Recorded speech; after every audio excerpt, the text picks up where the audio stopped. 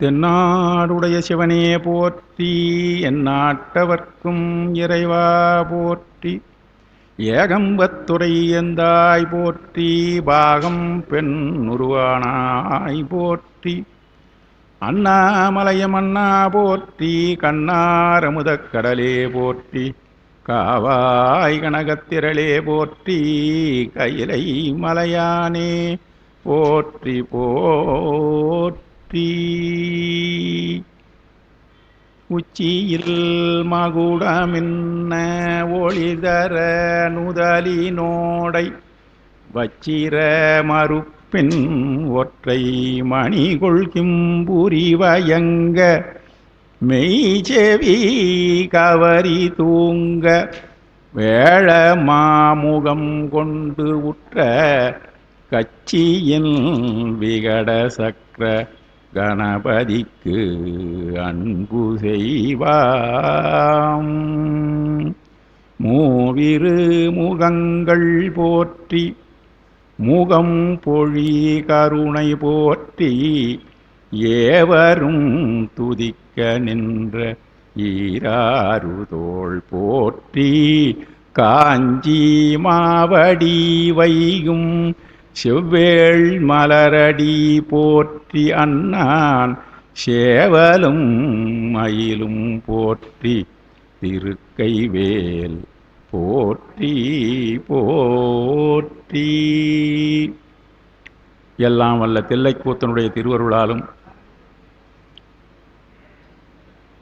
திருவேகம்பப் பெருமானுடைய அருட்கருணையினாலும் இந்த தலத்திலே என்னுடைய இனிய நண்பர்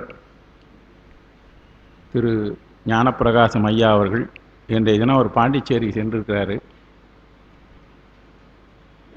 இருந்தாலும் இந்த இடத்திலே தொடர்ச்சியாக ஏறக்குறைய 3வது ஆண்டு நினைக்கிறேன், 3 ஆண்டுகள் ஆயிடுச்சுன்னு நினைக்கிறேன். இது அருமையான ஒரு ஞான நூல்களை ஓதுதல் ஓதுவித்தல். சிவஞான சித்தியாரில் ஞான நூல்களை ஓதுதல் ஓதுவித்தல், ஓதுகின்ற போது கேட்டல் என்பது ஒரு தவம் என்று சொல்வார்கள். ஒரு தவம் செய்வதற்கு சமமாக இந்த நிகழ்ச்சிகள் நடந்து கொண்டு இருக்கிறது. அந்த வகையிலே இந்த அருமையான அருந்தவத்தை செய்வதற்கு நமக்கும் ஒரு பங்கு கொடுத்திருக்கின்ற அவருடைய திருவடிகளை வணங்கி அவருக்கு பேராதரவு அளித்து, குளிர்காலமாக இருந்தாலும் கோடை காலமாக இருந்தாலும் நிச்சயமாக அவருக்கு உறுதுணையாக இருக்கிறது என்கின்ற ஒரு கருத்து தான். அந்த தொடர்ச்சியாக அந்த நிகழ்ச்சி நடைபெறுவதற்கு உதவுவது என்பது ஒரு பெரும் பேறு. நல்ல செயல்களுக்கு உதவுவது என்பது ஒரு பெரும் பேறு. பெரும் பொருள் இருக்கிறது. நல்ல செயலுக்கு உதவுமோ என்று நினைத்தால் கூட இன்றைய தினம் நல்ல செயல்கள் எங்கே நடக்கிறது என்கின்ற ஒரு நிலையிலே இருக்கிறது. அந்த வகையிலே பொருளை பொருளென்று கொண்டு என்று சொல்வார்கள். உலகியல் பொருளை பொருளாக கொண்டு வாழ்கின்றவர்களை விட அருளியல் பொருளை பொருளாக கொண்டு வாழ்கின்ற ஒரு வாழ்க்கையை நாம் பெறுவதற்காக உதவுகின்ற இந்த நூல்கள், இவற்றுக்கு உறுதுணையாக இருக்கிற அத்தனை பேரும் தவத்துக்கு துணையாக இருப்பவர்கள். தவம் செய்வதற்கு துணையாக இருப்பவர்கள்லாம் யாருன்னா பிரம்மா விஷ்ணு ருத்திரன் என்கின்ற தேவர்கள் இருக்கிறாங்க. ஒரு நேரத்தில் பிரம்மாவுக்கு ஒரு எண்ணம் வந்துடுச்சான். அஸ்வமேத யாகம் செய்யணும்னுட்டு, பரிமகம் என்று சொல்வார்கள், யாகம் செய்யணும்னு சொல்லிட்டு காசிக்கு போனாராம். அவர் காசியில் போய் தான் அந்த யாகத்தை செஞ்சால் சிறப்பாக இருக்கும்னுட்டு. பிரம்மா நினச்சா எதையும் செய்யலாம். ஆக பிரம்மா தான் யாகத்தை செய்கிறவர். ஒரு புண்ணியம் செய்கிறாரு, அது காசியில் செஞ்சால் சிறப்பாக இருக்குன்றதுக்காக காசிக்கு போகிறாரு. அந்த காசியில் சென்று அந்த யாகத்தை செய்வதற்காக அந்த சப்த ரிஷிகளாக இருக்கின்ற முனிவர்களெல்லாம் கூட்டும் போகிறாங்க. அந்த முனிவர்களுக்கு தலைவராக இருப்பவர் அகத்தியர். நாரதர், அகத்தியர், ஆங்கீசர், இரணியர், ரோமபாதர், ஏராண்டர், கலைக்கோட்டு முனிவர் என்கின்ற முனிவர்கள் எல்லாரையும் கூப்பிட்டு போய் அங்கே பரிமகம் செய்தார்கள். அந்த யாகத்தை செய்துவிட்டு முடித்துவிட்டு அவர் முடித்தார். ஏன்னா பரிமுகம் செய்வதற்கு, ஒவ்வொரு யாகத்தை செய்வதற்கு ஒரே நேரத்தில் யாகம் செய்யணும்னா, ஒரே நேரத்தில் கும்பாபிஷேகம் செய்யறதற்கு பல குண்டங்களை அமைக்கிறாங்க. ஒவ்வொரு குண்டத்துக்கும் ஒரு ஒரு தலைமை குருவாக இருக்கிற குரு செய்ய வேண்டும். மந்திரங்களை ஒருத்தரே ஓதின்னு இருப்பாங்க. அந்தந்த சாமிக்கு ஒவ்வொரு மூர்த்தம், என்ன மூர்த்தம் எல்லாம் அந்த ஆலயத்திலே இருக்கிறதோ அதற்கு மாதிரி ஒரு மூர்த்தங்களை வைத்து அதற்கு யாக குண்டத்திலே இருந்து செய்வார்கள். அது மாதிரி இருந்த சிறந்த முனிவர்களை கொண்டு அந்த யாகத்தை செய்வித்தார்னு பேர். ஆக சிறந்த யாகத்தை செய்விப்பதற்காக ஒரு சிறந்த முனி பொங்குபவர்கள் வேண்டும். அந்த வகையிலே இவர் செய்கிற தவம் என்கின்ற இந்த செயல்பாட்டிற்கு ஒரு சிறந்த உறுதுணையாக இருக்கின்றவர்கள் இந்த தம்பியை சொல்லலாம். அவர் இல்லை, இப்போ கீழே போயிருக்கிறாரு. அவர் உறுதுணையாக இருந்து நிச்சயமாக செய்து கொண்டிருக்கிறார். சொற்பொழிவாளர்கள் நாங்கள் 4 பேர், இப்போ 6 பேர் ஆகிருக்கிறோம். நாங்கள் ஓப்பனாக சொல்ல போனாக்கா பொருள் பெற்றுக்கொண்டு தான் செய்கிறோம். நாங்கள் எங்கள் கற்ற கல்வியை வியாபாரம் தான் செய்கிறோம் என்று நான் ஒத்துக்கிறேன்பா. மற்றவங்க எப்படியோ எனக்கு தெரியாது. ஆனால் அதற்கு உறுதுணையாக இருந்து கேட்டு செய்கிற அத்தனை பேரையும் தான் நீங்கள் அந்த பிரம்மா செய்கிற யாகத்திற்கு உதவியாக இருந்த முனி பொங்கவர்கள் என்று சொல்லுகிறார்கள் அல்லவா, அந்த பேற்றுக்கு உரியவர்களாக உங்களை நான் மதிக்கிறேன். இது திருவிளையாடல் புராணத்திலிருந்து எடுத்த செய்தி இது. ஆகையினால இதுக்காக இருக்கின்ற உங்கள் அத்தனை திருப்பேருடைய திருவடிகளையும் வணங்கி, இன்றைய தினம் நாம் சிவபெருமான் திரு அந்தாதி 11ஆம் திருமுறை சாதாரண ஒரு குறிப்பாக ஏன் தான் அவ்வளோ செய்தியை எடுத்து இலக்கியங்கள் என்று சொல்வார்கள். 11ஆம் திருமுறை சிற்றிலக்கியங்களுடைய ஒரு தொகுப்பு என்று சொல்லுவார்கள். அந்த சிற்றி இலக்கியங்களிலே தொகுப்பிலேயும் எவ்வளோ சிற்றிலக்கியங்கள் இருந்திருக்கிறது அந்த காலத்தில். ஆனால் அவற்றிலிருந்து தேடி பிடிச்சு இந்த நூல்களை எல்லாம் எடுத்திருக்கிறார்கள் என்றால் அதில் ஒரு சிறப்பு இருக்கிறதை என்னால் உணர முடிகிறது. ஏனென்றால் அவன் ஒரு நூல் எடுத்து பார்த்து 2 புக்கு எடுத்து ரெஃபரன்ஸ் பண்ணி எடுத்து கையில் எழுதி உரை எழுதி வச்சு, நான் ஏற்கனவே அவர் சொன்ன உடனே 100 பாடல்களுக்கும் உண்டான உரையை எழுதி முடிச்சிட்டேன். எப்போனாக்கா 1 ஆண்டுக்கு முன்னே எழுதி முடித்து தயாராக வச்சுட்டேன். சொல்கிற போது போய் சொல்லிக்கலான்னுட்டு. இன்றைய தினம் மீண்டும் வருகிற போது அன்னன்னைக்கு ஒரு 10 பாட்டுக்கு என்ன ரெஃபரன்ஸ் இருக்குதுன்னு பார்க்கணும். நாங்களாம் ஆசிரியர்கள், எவ்வளோதான் பாடம் படிச்சிருந்தாலும் நீ கிளாஸுக்கு போகிறதுக்கு முன்னே அது முன்பிழல் லேசர் இருந்தனாக்கா அப்போது ஒரு ரெஃபரன்ஸு பார்ப்போம். இந்த பசங்கிட்ட போய் என்ன சமாளிக்கிறது, என்ன சொல்லுவதை சரியாக செய்ய வேண்டும் என்கின்ற ஒரு காரணம்தான்.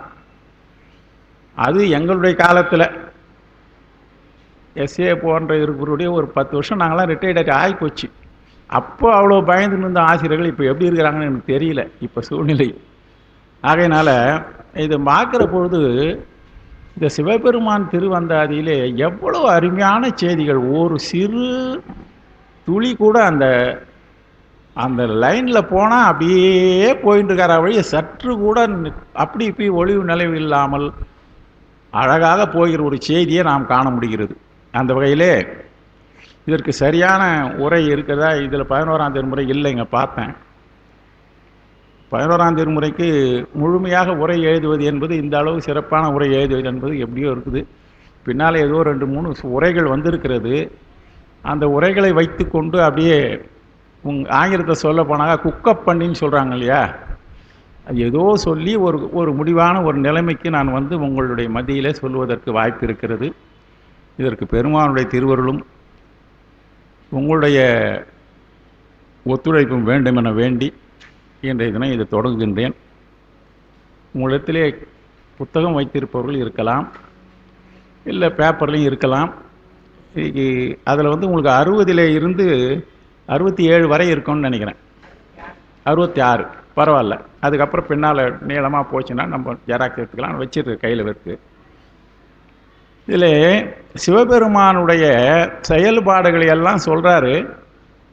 நான் குறிப்பாக எண்ணி பார்த்தா ஒரே செயல்பாட்டை பல முறைகளிலே சொல்கிறார். சிவபெருமான் செய்த செயல்பாடுகள் மொத்தத்தில் எண்ணி பார்த்தாக்கா ஒரு 15 செய்திகள் தான் திருமுறைகளை நான் சொல்லுவேன். சிவபெருமான் செய்த திருவிளையாடல்களாக, சிவபெருமான் செய்த செய்திகளாக, அடியாருக்கு அருளியதாக இருக்கின்ற அவருடைய உருவ செயல்பாடுகள் கூடியதாக இந்த கங்கையை வச்சு தலையில் வச்சுங்கிறாரு என்ற செய்தியை மட்டும் எத்தனை முறையாக சொல்கிறார் தெரியுமா? அந்த அளவுக்கு சிறப்பாக இருக்கிறது. இதில் இவருடைய ரிக்வஸ்ட்டும் வைக்கிறார் வரணதேவநாயனார். அவர் பெருமானுடைய ரூபலாவண்யத்தையும் பெருமானுடைய திருவருள் செய்கையையும் அவருடைய உருவப்பொலிவையும் அவருடைய பாங்கையும் அடியாருக்கு அருள்கின்ற தன்மையையும் சொல்லிக்கொண்டே வருகிறார். சில நேரத்தில் சில பாடல்களே ஏறக்குறைய ஒரு 11 பாடல் என்று நினைக்கிறேன். 11 பாடல்களிலேயே பொதுவான ஒரு கருத்து வைக்கிறார், தன்னுடைய கொள்கையாக வைக்கிறார். அது மாதிரி இருக்கிற பாடல்களிலே இந்த 60வது பாடல் இவர் தன்னிலையாக சொல்கிறார். அவரே கேட்குற மாதிரி இருக்குது பாருங்க. ஆய்ந்து உன்றன் பாதம் அடைய வரும் என் மேல் ஆய்ந்து என்றன் பாசம் மலம் அறுத்து ஆய்ந்து உன்றன் பால் அணையச் செய்த பரமா பரமேட்டி பால் அணைய செய்த பரம். எளிமையாக சாதாரணமான செய்தி தான் இது. ஆய்ந்து உன்றன் பாதம் அடைய வரும் என்மேல். இந்த அடைய என்பதற்கு அடைவதற்காக வருகிறோம். உன்னுடைய திருவடியே துணையென நம்பினேன் இல்லையா? தூக்கிய திருவடி துணையென நம்பினேன் என்று பின்னால் வந்துக்கிறோம் சொல்கிறாங்க. உன்னுடைய திருப்பாதத்தை அடைவதற்கு வருகின்றது என்றால், அடைய வருவதற்கு என்பதற்கு ஒரு பொருளை ஒருவர் அடைய வருகிறார்கள் என்றால் அவர்கள் விரும்பி வர வேண்டும். ஒரு பொருளை ஒருவர் அடைய வேண்டும் என்றால் அந்த பொருள்களின் மீது அவர்களுக்கு என்ன இருக்க வேண்டும்? விருப்பம் இருக்க வேண்டும். இறைவனுடைய திருவடியை அடைவதற்காக விரும்பி வரும். உன்றன் பாதம் அடைய. இப்போ அடைதல் என்பதும் விரும்பி அடைதல் என்பதற்கும் வித்தியாசம் இருக்குங்க. கல்யாணத்துக்கு கூப்பிட்டதுக்காக போய் வரணுவான்.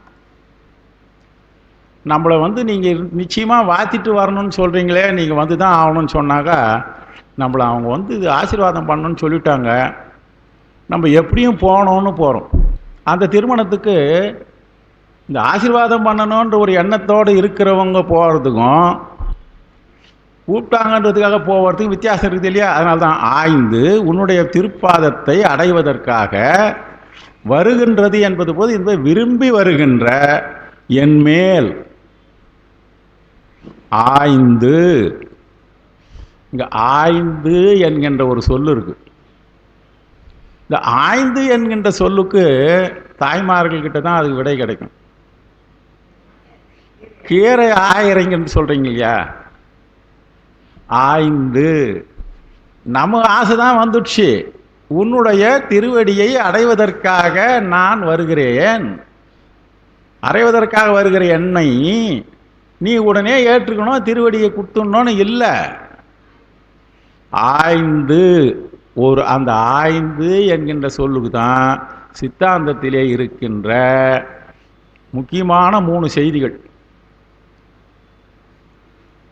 மலபரிபாகம் வந்த பிறகுதான் ஒரு மனிதன் இறைவனுடைய திருவடிதான் நமக்கு கதி, உலகிலே இருந்து அருளியலுக்கு வருவதற்காக நமக்கு கதியாக இருக்கின்றவன் சிவபெருமான் என்பது எப்போ கிடைக்கும்? நமக்கு நம்முடைய வினையெல்லாம் தீர்ந்த பிறகுதான் வரும்.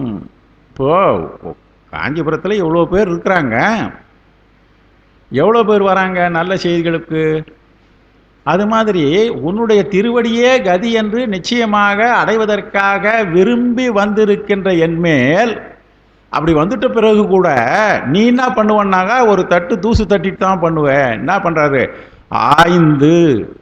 அவர் பெருமான் ஆயிரத்துனா என்ன செய்யணும்னா, உயிர்களின் மீது படிந்திருக்கின்ற மலக்குற்றங்களை அழகணும். அந்த மலக்குற்றங்களை எல்லாம் நீக்கி பக்குவப்பட்ட ஆன்மாக்களுக்கு பெருமான் திருவருளால மலபரிபாகம் வரும். மலபரிபாகம் வந்தவுடனே இரு வினையையும் ஒன்றாக கருதுகின்ற ஒரு தன்மை வரும், இருவினை ஒப்பு வரும். அதுக்கப்புறம்தான் பெருமானுடைய திருவடி வீழ்ச்சி வரும். இவ்வளவும் நடக்கணும். பெத்த மலபரிபாகம் வருமளவில் பண்ணோன் அலமறுதல் கலிவெண்பா. மலபரிபாகம் வந்தாதான் அந்த பக்குவப்பட்ட உயிரானது இறைவனே உன்னுடைய திருவடியை நாம் அடைய வேண்டும் என்று வரும். பரணதேவ நாயனார் சாதாரணமாக எல்லாரும் மாதிரி சொல்ல முடியாது. அவர் எப்படிப்பட்ட புலவர், எப்படிப்பட்ட முனி புங்கவர். அவர் நூலம் கொண்டாந்துங்க வச்சிருக்கிறாங்க. மறுமளவில் கண்ணுற்று. அதனால் என்ன பண்ணுறாருன்னா, மூன்று குற்றங்கள் நல்லா தெரியும் நமக்கு. ஆணவம், கண்மம், மாயை என்கின்ற குற்றங்களை ஆராய்ந்து என்ன குற்றங்கள் எல்லாம் இருக்கிறது என்று ஆய்ந்து உன்றன் பாதம் அடைய வரும் என்மேல் ஆய்ந்து என்றன் பாசம் மலமறுத்து. எல்லாத்துக்கும் அடிப்படையாக இருக்கிறது பாசம். இந்த பாச மலம்ன்றத்தினுடைய விரிவு தான் வந்திருக்கு ஆணவம், கண்மம், மாயை என்பது. இவற்றையெல்லாம் அறுத்து ஆய்ந்து பாசமலுற்று அந்த குற்ற மலங்களையெல்லாம் அறுத்து ஆய்ந்து சரி பண்ணி என்ன பண்ணணுமா, நீ உன்றன் பால் அணையச் செய்த பரமா, உன்னுடைய திருமணிகிட்ட திருவடியிலே அடைவச் செய்துகின்ற பரமான்னு. பரமம் என்றால் இந்த பரம் என்றாலுமே மேலானவன் அர்த்தம். பரம் என்பது மேலானது, பரமா என்றால் மேலானவன். இன்னொன்று பரமா, பரமேட்டி. பரமேட்டி என்றால் முன்னோனாகிய இறைவன். பரமா என்பது மேலானவன், பரமேட்டி என்றால் முன்னோன். அந்த ஆதி என்கின்ற ஒரு சூழ்நிலையை வச்சுக்கலாம். முன்னோனாகிய இறைவன். இங்கே அடுத்த கடைசி அடியில் இருக்கிற இந்த பால் அணைய செய்தி தான். ஏற்கனவே என் பால் அணைய செய்த பரமான்னு சொல்லிட்டார் இல்லையா. அடுத்தது பரமேட்டின்னு முடிஞ்சு போச்சு, வேலை முடிஞ்சிச்சு இல்லையா. அடுத்த வரியில் பால் அணைய செய்த பரமன்னா, பால் என்பது இங்கே ஊழ் என்கின்ற பொருளிலே வருகிறது. பால் அணைய செய்த. இப்போ பால் என்கின்ற ஊழை என்னிடத்திலே இருந்து அணையும்படியாக, அதாவது அணையும் என்றால் அழியும்படியாக செய்தவனாகி இருக்கின்றது இந்த பரம் என்கின்ற அடுத்து சொல்லுறது இல்லையா. முதல்ல இருக்கிற பரமா என்றால் மேலானவனேன்னு பேரு. பரம் என்பது உனது கடமை. பரம் என்பது உனது கடமை. இப்போ என்ன சொல்றாரு அழகா, பெருமானே நான் உங்ககிட்ட நிலையாக வந்துட்டேன், உன்னை நான் தான் கதி என்று நிறைந்து விட்டேன், உன்னிடத்திலே வந்திருக்கிறேன், என்னிடத்திலே என்ன குற்றங்கள் எல்லாம் இருக்கிறதோ சொல்லுவாங்க. கல்லா பிழையும் கருதா பிழையும் கசிந்துருகின் எல்லா பிழையும் அப்படின்னு சொல்கிற மாதிரி எல்லா பிழையும் பொறுத்து எனக்கு அருள் புரிவாய் கச்சியேகமனேன்னு சொல்கிற பாடலுக்கு சரியாக இது பொருத்தமாக இருக்கும். என்ன சொல்கிறாருன்னா, முன்னோனான இறைவன் எல்லாவற்றையும் நீக்கி செய்ய வேண்டும் என்று சொல்லிட்டு கடைசியில் உன் பரம் என்று சொல்லுறது இல்லையா. அந்த பரம் என்ற சொல்லிற்கு இன்னொரு பொருள் கடமை. பரம் என்ற சொல்லுக்கு உனதே கடமை. அப்படின்னா ஆச்சு, பெருமானே உன்னுடைய திருவடியை நான் துணையாக நம்பி வந்து விட்டேன், எனக்கு இருக்கிற குற்றங்களை எல்லாம் நீக்கி. கடவுளுக்கு எவ்வளோ பெரிய வேலை பாருங்க, பெருமானுக்கு எவ்வளோ பெரிய வேலையை இவர் கேட்குறாரு பாருங்க. சும்மா சாதாரணமான ஒரு செய்தியை சொல்லிட்டு இதில் இவ்வளோ பெரிய நன்று என்று நன்றாக எனக்கு உதவி பண்ண வேண்டும் என்று முடிய வேண்டும். உன்னுடைய கடமை நன்று என்ற ஒரு சொல்லை வருவித்து முடிக்க வேண்டும். ஆக பெருமானுக்கு இடத்துல இவர் தன்னுடைய வேண்டுகோளாக வைத்தது. இந்த பாட்டை நம்ம படித்தா, இப்போ இந்த பாட்டை நாம் படித்தாக்கா நம்ம கடவுள்கிட்ட போய் சேர்ற மாதிரி எவ்வளோ அருமையான ஒரு செய்தி பாருங்கள். அடுத்த பாட்டு கொஞ்சம் நிறைய சிக்கலானது. பரமாய பைங்கண் சிரம் மெய் பூண்ட பரமாய பைங்கண் சிரமே பரமாய மேன்மை ஆறடைந்த செஞ்சடையாய் ஐந்தடைந்த மேனியாய் ஆறு அடைந்த செஞ்சடையாய் அன்பு. பார்க்குற போது எல்லாம் திருப்பி திருப்பி ஒரே சொல்லு திருப்பி திருப்பி வரும். கொஞ்சம் கவனமாக கேட்டால் புரியும். பரமாய பைங்கண் சிரம் மெய் பூண்ட. பரம் என்றால் சுமைன்னு ஒரு பொருள். முதல் இருக்கிற பரத்துக்கு சுமை. ஆய பைங்கண் சிரம் ஏய பூண்ட சிரம் ஏய பூண்ட, அதாவது பெருமானே நீ சுமையாக, இப்போ கழுத்தில் இருந்தாக்கா அதுக்கு அந்த கழுத்தில் எதை மாட்டிக்கினாலும் அதை யார் சுமக்கிறது? யார் மாட்டிங்கிறாங்களோ அவங்க தான் சுமக்கிறது. அதனால் இந்த பரம் என்பதற்கு சுமையாக குழிந்த கண்களை உடையவர்களாக இருக்கின்ற இறந்தவர்களுடைய தலையை பொருந்த ஏய என்ற ஒரு சொல்லுக்கு பொருத்தமாக பூண்டு இருக்கிறப்பா. வேற யாராலையும் அந்த மாதிரி பூண்டு இருக்க முடியாது. அப்போ தலைக்கு தலைமாலை பூண்டதென்னே திருமுறை தொடர், தலைக்கு தலைமாலை பூண்டதென்னே என்கின்ற திருமுறை தொடர் இங்கே ஞாபகத்துக்கு வருது. ஆக பரமாய உன்னுடைய கழுத்திலே சுமையாக இறந்தவர்களுடைய பைங்கன் என்றால் குழிந்த கண்கள், குழிந்த கண்களை, குழிந்த கண்கள்லாம் நல்லா இருக்கணும்லாம் பூச்சி குழிந்த கண்களை எடுத்து பெருமான் பூட்டிக்கல. இறந்தவருடைய குழிந்த கண்களை சிரத்திலே ஏய பூண்டை என்றால் பொருந்தும்படியாக பூண்டு இருக்கிறார். அது யாருக்கு? அவருக்கு தான் பொருத்தம். அது நம்மளாலாம் அதெல்லாம் பூண்டாலும் பொருந்தவும் பொருந்தாது, ஒத்துக்க மாட்டாங்க. பூண்ட பரமாய பைங்கண் சிரமே. இந்த இடத்துல ரெண்டாவது இருக்கிற பரம் என்பது பரம்பொருள். பரம்பொருளாகிய பெருமானே நீ பைங்கண் சிரமே, இந்த பசுமை அடுத்தவர்கள் மீது கருணை பொருந்தியவராக இருக்கின்ற பைங்கண் சிரம். இது நான் இந்த வரியில் நான் வெறும் சொல்கிறேன். பரம்பொருளாக மதிக்கப்படுவர்களுள் இப்போ பார்த்துங்க, பரமாய பைங்கண் சிவமே என்றால் பரம் ரெண்டாவது வரியில் பரம் என்பது சிறந்தவர்களாக, உலகத்தில் ரொம்ப பேரை சிறந்தவர்களாக மதிக்கிறோம் நாம். 6 சமயத்தவர்கள் அவர்களுக்கு உரியவர்களையாக சிறந்தவர்களாக படிக்கிறாங்க. பிரம்மாவை சிறந்தவர்களாக நினைக்கிறார்கள், விஷ்ணுவை சிறந்தவர்களாக மதிக்கிறார்கள், எல்லாம் சிறந்தவர்களாக மதிக்கப்படுவார்கள். சிறந்தவர்களாக மதிப்பவர்களிலே தலை போன்றவனே, தலையாயவனே அந்த சிரங்கன். பரமாய பைங்கண் சிரமே, அதுக்கு என்ன பண்ணணும்னா பரம்பொருளாக மதிக்கப்படுவர்களுடைய தலைமையாயினவனே சிரமே. அடுத்தது பரமாய, அடுத்த அதாவது தனிச்சீர் வருது இல்லையா, அதில் பரமாய என்றால் மேன்மை பொருந்திய, மேலானவன் பரம், மேன்மை பொருந்திய ஆறடைந்த செஞ்சடையாய். இந்த 6 என்பது மேன்மை பொருந்திய என்பது நதி.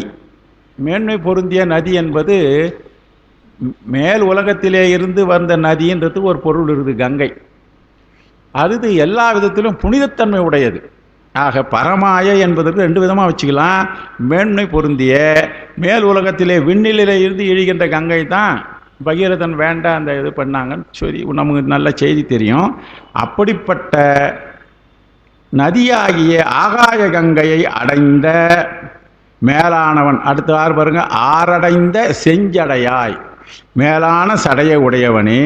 செஞ்சடை, செம்மை என்றால் இந்த செஞ்சடை என்பது சிவந்த சடையன்னு கொள்ளலாம், செம்மையான சடைன்னு சொல்லலாம். இந்த செம்மை என்பதற்கு சிவப்பு என்ற பொருளும் இருக்கிறது.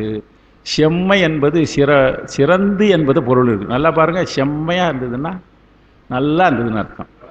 சிகப்பாக இருந்ததுன்னா அந்த செம்மை என்பதற்கு இந்த இடத்துல வரும்போது சிவந்த சடை என்பது, சில இடங்களிலே பெருமான் செஞ்சடையான், அது சிவந்த சடையுடையவனேன்னு வரும். இங்கே சிறந்த சடையுடையவன். ஏன்னா அதுதான் அந்த இடத்துல வரும்போது சிவப்பான சடைன்னு அர்த்தம். இங்கே மேன்மையான சடை உடையவனேன்னு அர்த்தம். ஏன்னா அங்கே மேலே இருக்கின்ற ஆறை, இழிந்து இருக்கின்ற ஆற்றை தன்னுடைய சிறமேல் வைத்திருக்கின்றது என்றால் மேலான ஆறுன்னு இங்கே சொல்லியிருக்கிறார்.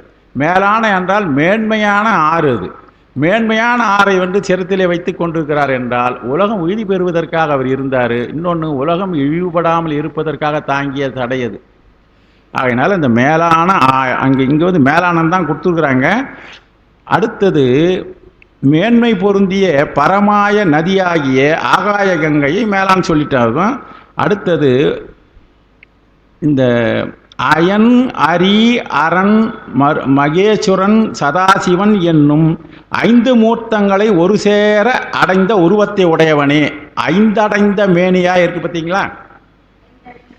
ஐந்தடைந்த மேனியாய். இந்த ஐந்தடைந்த மேனியாய் என்பதற்கு நாம் உதாரணமாக இப்போ பெரும்பாலும் டக்குன்னு சொல்லுவாங்க, ஆவினுடைய 5 ஆட்டு உகந்த ஆணைன்னு சொல்லிட்டு இல்லையா, 5 ஆட்டு உகந்த ஆணை என்று சொல்லிட்டு 5 அடிக்கடி அதெல்லாம் பெருமானை, அதாவது ஆவிலிருந்து கிடைக்கின்ற 5 பொருள்களிலால் அபிஷேகம் செய்த மேனியை உடையவனேன்னு ஒரு பொருள் வரணும். நான் அப்படி தான் பார்த்தேன்.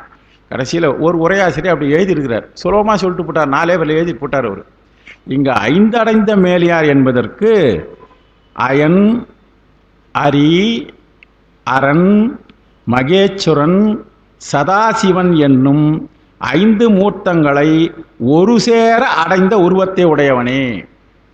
பெருமானுக்கு நீங்கள் சித்தாந்தம் படிக்கிற போது தெரியும், 36 தத்துவங்களிலே மேலே இருக்கின்ற தத்துவங்கள் 5 தத்துவங்கள் இருக்கு இல்லையா, அதற்கும் மேலானவன், மேலோர்க்கும் மேலோர்க்கும் மேலா என்றது இல்லையா, அங்கே தான் இந்த 5 அடைந்த மேனியா என்பதற்கு இந்த 5 மூர்த்தங்களிலேயும் ஒரு சேர சிறந்த உருவத்தை உடையவனே என்பது 5 அடைந்த மேனியாய்.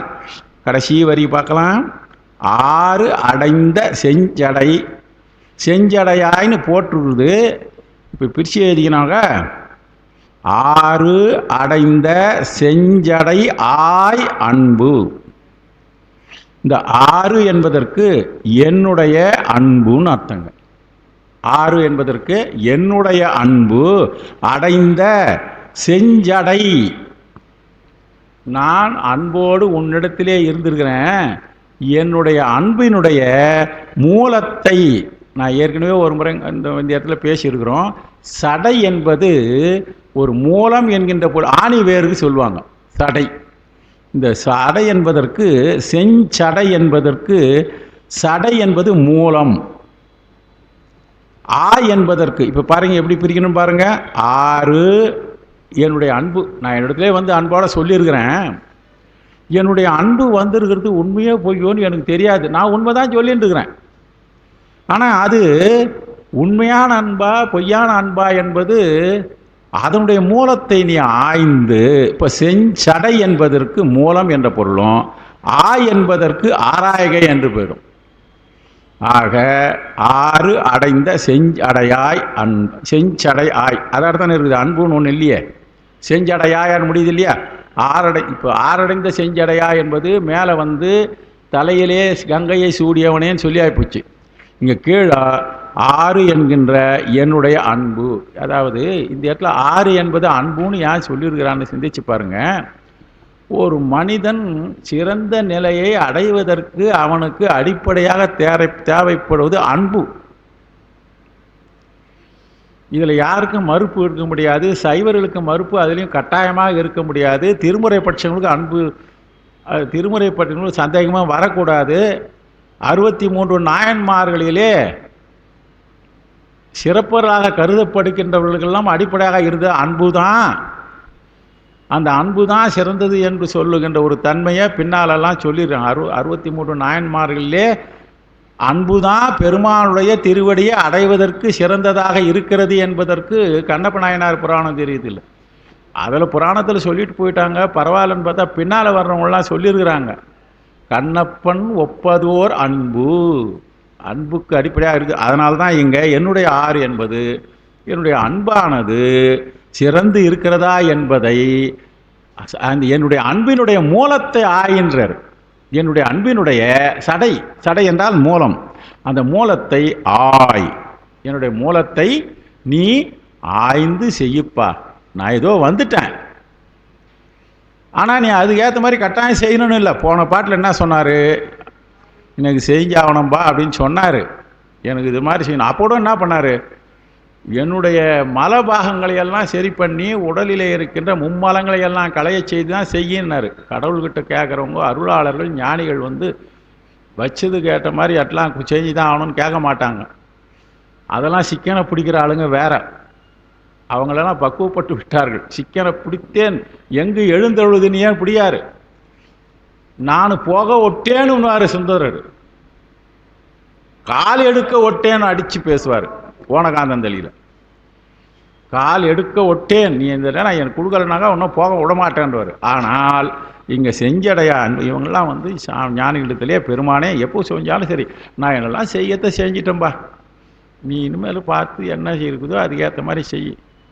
பழைய காலத்தெல்லாம் பரீட்சையில் நாங்கள்லாம் எழுதிட்டு அங்கே அந்த பரீட்சை எழுதிட்ட பிறகு எழுதுறதுக்கு ஏற்ற மாதிரி வாத்தியார் மார்க் போடுவான்னு இருப்போம். நான் இப்போலாம் கொஞ்சம் கொஞ்சமாக மாறி போய் நான் சரியாக எழுதினேன் அப்படின்னு பையன் சொல்லுவான். அப்பா என் பையன் நல்லா எழுதினான் அப்படின்னு அப்பா கேட்பார். இப்போ கவர்மெண்ட்டு பேப்பரை வேல்யூவேஷன் போட்டு அதை வேல்யூவேஷன் பண்ணி ரீவேல்யூவேஷன் மார்க் வந்துட்டு பிறகு கூட அதனுடைய ஜெராக்ஸ் காப்பி வேணும்னு கேட்குறான். அப்போ நம்ம மேலே நமக்கு அவ்வளவு அசைக்க முடியாத நம்பிக்கை ஒன்ற ஒரு நம்பிக்கை வந்து விட்டது. என்னுடைய நம்பிக்கையை நீ ஆய்ந்து செய் என்பதுதான் அருளாளர்கள். உலகியலிலே போகிற போக்கு அப்படி, அருளியலிலே உன்னுடைய நம்பி வந்து விட்டேன், நீ விட்ட வழிதான் பெருமானிடத்திலே செல்ல வேண்டும் என்பதையெல்லாம் தான் நாம் அறிந்து கொள்கின்ற ஒரு தன்மை நமக்கு இருக்கிறது என்கின்ற ஒரு நல்ல செய்தி இந்த பாட்டில். இது மொத்தத்துக்கும் சேர்ந்து சிறப்பான ஒரு உரை, ஒரு சுருக்கமான உரை கொடுத்துருக்கிறார். புலவர் நடராசன் என்பவர் எழுதியிருக்காரு. அவர் நல்ல இது பண்ணியிருக்காரு. ஆனால் அவரை போய் அவர் உரையை வந்து குறைவாக மதிப்பிடாது. அவர்களாம் நம்ம காலத்துக்கு முன்னே இருந்த உரையாசிரியர்கள். உரையாசிரியரே நான் வச்சுன்னு இதெல்லாம் பேசிட்டு இருக்கிறேன். அவர் அமைதியாக இருந்து அவருடைய உரையை நான் இப்போ படிக்கிறேன்னாக்கா அதனால் நான் படிக்கிற போது இதெல்லாம் எப்போ நம்ம போய் யாருக்குன்னா சொல்ல முடியும்? ஒரு வரி எடுத்துட்டுனாக்கா அந்த வரியில் எத்தனை இடத்துல செய்தி இருக்குதுன்னு கொண்டாந்துடுறார். பல நூல்களை உதாரணம் சொல்லி விட்டுருக்கார் அவர். திருவெழுக்கூற்றுரை சரிப்பா திரு எழுக்கூற்றிருக்கை என்கிற ஒரு நூலுக்கு இப்போ சமீபத்தில் உரை எழுதி கொடுத்துருக்காரு. எந்தெந்த நூல்களெல்லாம் திருவெழுக்கூற்று இருக்கை என்பது இருக்கிறது என்கின்ற செய்தியெல்லாம் அவர் கொடுத்துருக்காருங்க. இத்தனை திருவெழுக்கூற்று இருக்குதுன்னு நமக்கே தெரியாது, எனக்கு தெரியாது, உங்களுக்குலாம் தெரிஞ்சிருக்கலாம். அந்த அளவுக்கு அவருடைய உரை சிறப்பாக இருக்கிறது. ஒரு 10 பக்கத்துக்கு மேலே ஒரே நாளில் படிக்க முடியாது, பக்கத்திலே வச்சுட்டு அப்படியே படிச்சுட்டு அவருடைய நூல் என்கிட்ட ஒரு 3-4 நூல் இருக்குது. முதல்ல வீட்டுக்கு வரும்போதே ஒரு நூலை கொடுத்தாரு. அதுக்கப்புறம் நண்பர் மூலமாக ஒரு நூல் வந்தது, 2-3 நூல் வந்துருக்குது. காரணம் என்னன்னா, இந்த உரையாசிரியர்கள்லாம் என்ன பண்ணுறாங்க, ஒரு கண்டிஷனில் போட்டுறாங்க. இவர் விரே பதிப்பிச்சாரு, எழுதிட்டு பதிப்பினாரு, எளிமையான முறையில் பதிப்பிச்சிட்டாங்க. இவர் இஷ்டத்துக்கு உரை எழுதலாம், இவர் விரும்பியதை எழுதலாம், ஆதாரத்தோடு எழுதலாம். அருளாளர்கள் பார்த்து சரி ஓகே இது நல்ல நூலுன்னுவாங்க. இப்போ உரையாசிரியர்கள்லாம் இந்த இவங்களெலாம் என்ன பண்ணிக்கிறாங்க, இத்தனி பக்கத்தில் முடிக்கணும், இவ்வளோக்குள்ளே முடிக்கணுன்னாக்கா அவங்க என்ன பண்ணுவாங்க, தேடி தேடி பார்த்து ஒரு உரை எழுதியிருக்காரு. இது நான் வந்தது இது வரைக்கும் சொன்னது குறிப்புரை வந்து அருணையாருடைய குறிப்புரை. அவங்க எப்பவுமே அருணையார் வந்து நான் அவருடைய நூலை நிறைய படிச்சுட்டே இருக்கிறேன். எங்கள் அப்பா கூட நண்பர் இருந்தாலும் எது சொல்ல வந்தாலும் அதில் ஒரு புதுசாக ஒரு கருத்து சொல்வார். இது இப்படி சிந்திக்கலாம் சம்பந்தம், ஆனால் தெரியலையே மக்களுக்கு, இந்த அளவுக்கு சொல்ல தெரியலையே, இப்படி இருக்குதே, இப்படி பொண்ணிருக்கிறாங்களே, என்ன பண்ணுறது, ஒல்லியாக இருப்பார். காரணம் என்னன்னா அந்த அளவுக்கு அவங்களுடைய ஆற்றல் சூழ்நிலை இருக்குது. அவர் இப்போ ஒருத்தர் இந்த உரையில் வந்து இந்த பாட்டுக்கு பாருங்க, பரமாய பங்கன் சிரம்மை பூண்டான்னு இருக்குது இல்லையா. இப்போ பாட்டுக்கு ஒரு முறை நீங்கள் கையில் வச்சுட்டு இருக்கிறீங்க பார்த்துங்க. இவருடைய பொருள் பாருங்க, அரவம் சிரத்தில் பொருந்த பரமாய அபயம் சென்னியில் அமைய உள்ள கங்கையை உடைய செஞ்சடையாய் ஆவின் மூலமாக பெறப்படும் பஞ்சகவ்யத்தை திருமஞ்சனமாக கொள்ளும் பேரு உடையவனே, உன் அன்பு ஒன்றினையே நாடி நிற்கின்றேன் என்று ஒரே 4 வரியில் முடிச்சிட்டார். ஏன்னா அவருக்கு என்ன பண்ணிட்டு இருக்கிறாங்க, உரை அவர் கொடுத்த போது என்கிட்ட அவருடைய உரை வர்த்தமானன் பதிப்பகத்தில் வெளியிட்டிருக்கிறாங்க. ஆனால் வர்த்தமானன் பதிப்பகமே இல்லைன்னாக்கா பல நூல்கள் வந்திருக்கிறாரு. இப்போ நம்ம மேலே வர வர வர வர அதில் குற்றங்கள் கண்டுபிடிக்க ஆரம்பிச்சிட்டோம். இப்படி இருக்குது, அதனுடைய இது தெரியுது. ஆனால் அது இல்லைன்னா இன்றைக்கி உலகத்தில் பல பேருக்கு இருக்காது. இதே வர்த்தமான பதிப்பகத்தில் 12 திருமுறைகள் கொண்டு வராங்க. உரையே என்கிட்ட கேட்டுருக்குறாங்க. முதல்ல 2000 ரூபாய்க்கு கொடுத்தாங்க, அதுக்கப்புறம் 3000 ரூபாய் ஆச்சு. இப்போ அதுக்கும் போன வாரம் ஒருத்தர் எனக்கு உரையோட வேணும்னு சொல்லிட்டு கேட்குறாங்க. அந்த ஸ்டேஜில் இருக்கிறவங்களுக்கு ஏற்ற மாதிரி அதுக்கு தேவை. ஒரு பிஹெச்டி பண்ணுறவங்களுக்கும் ஆராய்ச்சி எழுதுகிறவங்களுக்கும் நல்ல உரை வேணுன்ற போது அவங்க என்ன பண்ணுவாங்க, தேடி தேடி அலையணும், எங்கே நல்ல உரைகள் கிடைக்குது எடுக்குன்னு கேட்பாங்க. ஆனால் இளைஞர்கள் போய் அந்த ஈர்ப்பு, அது தொடங்குகிற சக்தி, அதிலிருந்து அந்த உள்ளே புகுவதற்காக உதவுகின்றது உரை இருக்குது. நான் பக்தவச்சலம் புத்தகம் தான் எங்கள் ஊரில் ஒரு 15 பேருக்கு வாங்கி கொடுத்துருக்குறேன். சில பேர் உரையோட கேட்டால் வர்த்தமான பதிப்பு எடுத்து கொடுத்துருக்குறேன். நான் திருமுறைக்கு வந்துட்ட பிறகு, திருவாவூர் ஆதீனத்துக்கு வந்துட்ட பிறகு, இதெல்லாம் இவ்வளோ இருக்குது எளிமையாக சொல்ல முடியாது. அங்கே என்ன பண்ணியிருக்கிறாங்கன்னா, பாட்டு ஒரு பக்கம், உரை ஒரு பக்கம். அப்போ என்ன பண்ணோம், பாட்டு எத்தனை வரி இருக்குது, 4 லைன் 5 லைன் இருக்குது, அதுக்குள்ளே அவர் உரை அமையணும். அதனால் இந்த உரை போட்டிருக்காரு. செய்தி இது. நானாக தான் அந்த ஆனஞ்சி என்பதை சொன்னேன். அதுவும் உள்ளே ஈர்ப்பதற்காக உதவுகிறது என்கின்ற செய்தி தான். யாரையும் நம்ம குறையே சொல்ல முடியாதுங்க.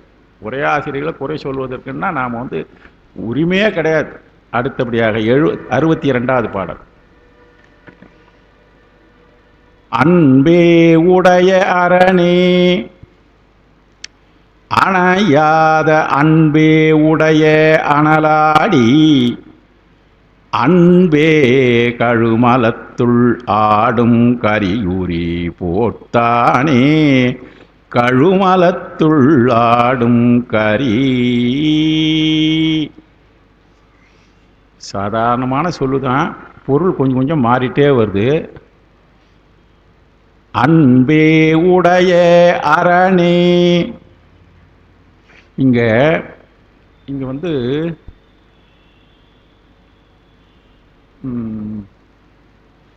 பல்கலைக்கழகத்தில் நாங்கள் முதல் போன போது சைவ சித்தாந்த வரலாறு, சைவ சித்தாந்த வரலாறு இல்லை திருவாரூர் ஆதீனம் இல்லைப்பா, அது சென்னை பல்கலைக்கழகத்தில் எம்ஏ சேர்ந்த போது சைவ சமய வரலாறுன்னு தான் நினைக்கிறேன். சைவ சமய வரலாறு ஃபஸ்ட்டு பேப்பர் அது.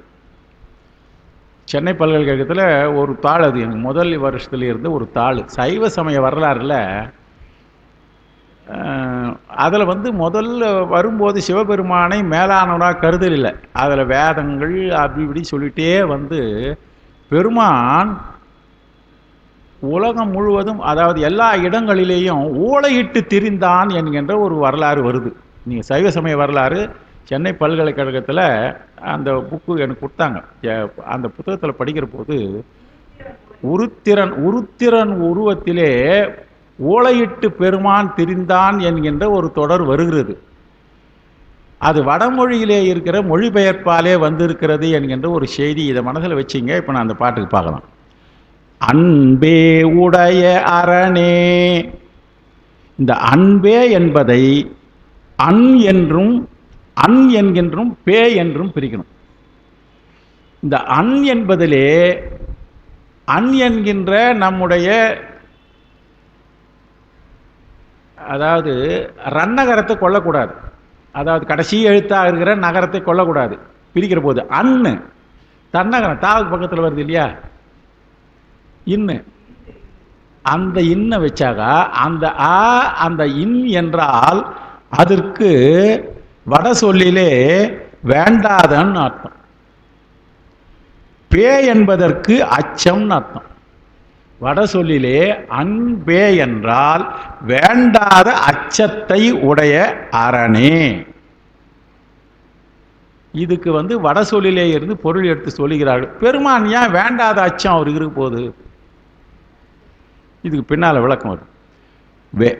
வேண்டாத அச்சத்தை உடைய அரணே, அணையாதல் என்றால் அணைதல். குழந்தையை அணைத்து கொண்டாள். என்ன குழந்தையை அணைத்தாள் என்றால் நெருக்கமாக கொண்டாள்னு அர்த்தம். அணைதல், நெருக்கமாக கொண்ட அணையாத அன்பே உடைய அனலாடி. இந்த 2வது வரியில அன்பே என்பதற்கு வலிய பேர்களை உடையவன் அர்த்தம். இந்த அன்பே எத்தனை பொருள் வருது பாருங்க. அன்பே என்றால் வேண்டாத உச்சத்தை உடைய அரணே. அடுத்தது நெருங்கக்கூடாத வலிய பேய்களை உடைய அனலாடி. இப்போ பெருமான் அனலாடிகள் என்றால் அங்கே ஆடுவாருன்னு தெரியும், சுடுகாட்டில் ஆடுவார்னு தெரியும், அங்கே பேய்கள் உடனே இருக்கணும். அனலாடி. அடுத்தது அன்பே இருப்பதற்கு அன்பே நிறைந்த உள்ளங்களில். இதுதான் நமக்கு தெரிஞ்ச பொருளாகுது. இந்த அன்பே தான் அன்பே உடைய நிறைந்த உள்ளங்களுள் கழுமலத்துள் ஆடும் கபாலி. இங்கே தான் கழுமலத்துள் ஆடும் கபாலி. அன்பே நிறைந்த உள்ளங்களுக்குள் இப்போ பெருமான் எங்கெல்லாம் இருக்கிறாரு? அன்பு உடைய உள்ளங்களிலும் இருக்கிறார். கழுமலத்துள் ஆடும் கபாலி என்றால் வினைகள் நீக்கம் பெற்ற உள்ளத்தில் தான் ஆடுவார் அவர். இப்போ யாருக்கெல்லாம் தெரியுது பெருமான் ஆடி இது பண்ணுறது? பெருமான் ஆடிக்கொண்டது எல்லாருடைய உள்ளத்தாலும் பெருமான் உள்ளே ஆடிக்கொண்டதை உணர முடியாது. உணர்ந்துட்டாங்க அவங்க பேச மாட்டாங்க. ஆடுகின்ற பெருமான் நம்முடைய கடலிற்றறிவார் நாயனார் கூட அவர் உள்ளத்துள்ள ஆடிக்கொண்டு இருக்கிறார் என்பதை காட்டல. உள்ளத்துக்குள்ள அவர் ஆடினதை காட்டல. எங்க காமிச்சாரு? நான் எல்லாத்தையும் பாடிட்டு தாண்டா ஆடிங்கிறேன், நான் ஒரு ஓய்வு இல்லாத ஆடலை, ஓய்வு இல்லாத ஆடிட்டு இருக்கிறேன், உனக்கு தெரியணுன்றதுக்காக என்ன பண்ணாரு? சிலம்பொலியை காமிச்சாரு. ஆக அந்த பெருமான் இந்த உள்ளத்தில் என்பது அன்பே நிறைந்த உள்ளங்கள், அன்பே இருக்கின்ற நிறைதான். அந்த உள்ளம் என்ன பண்ணணும்னா முழுமையாக நிறைந்த கழுமலம், முழுமையாக நிறைந்து இருப்பாராம் உள்ளத்தில். யாருடைய இதில்? மலங்களிலே இருந்து நீக்கப்பட்ட உள்ளங்களிலே இருந்து பெருமான் ஆடிக்கொண்ட எல்லா உள்ளத்திலையும் பெருமான் இருக்கிறாருங்க. யாருக்கு தெரியும்?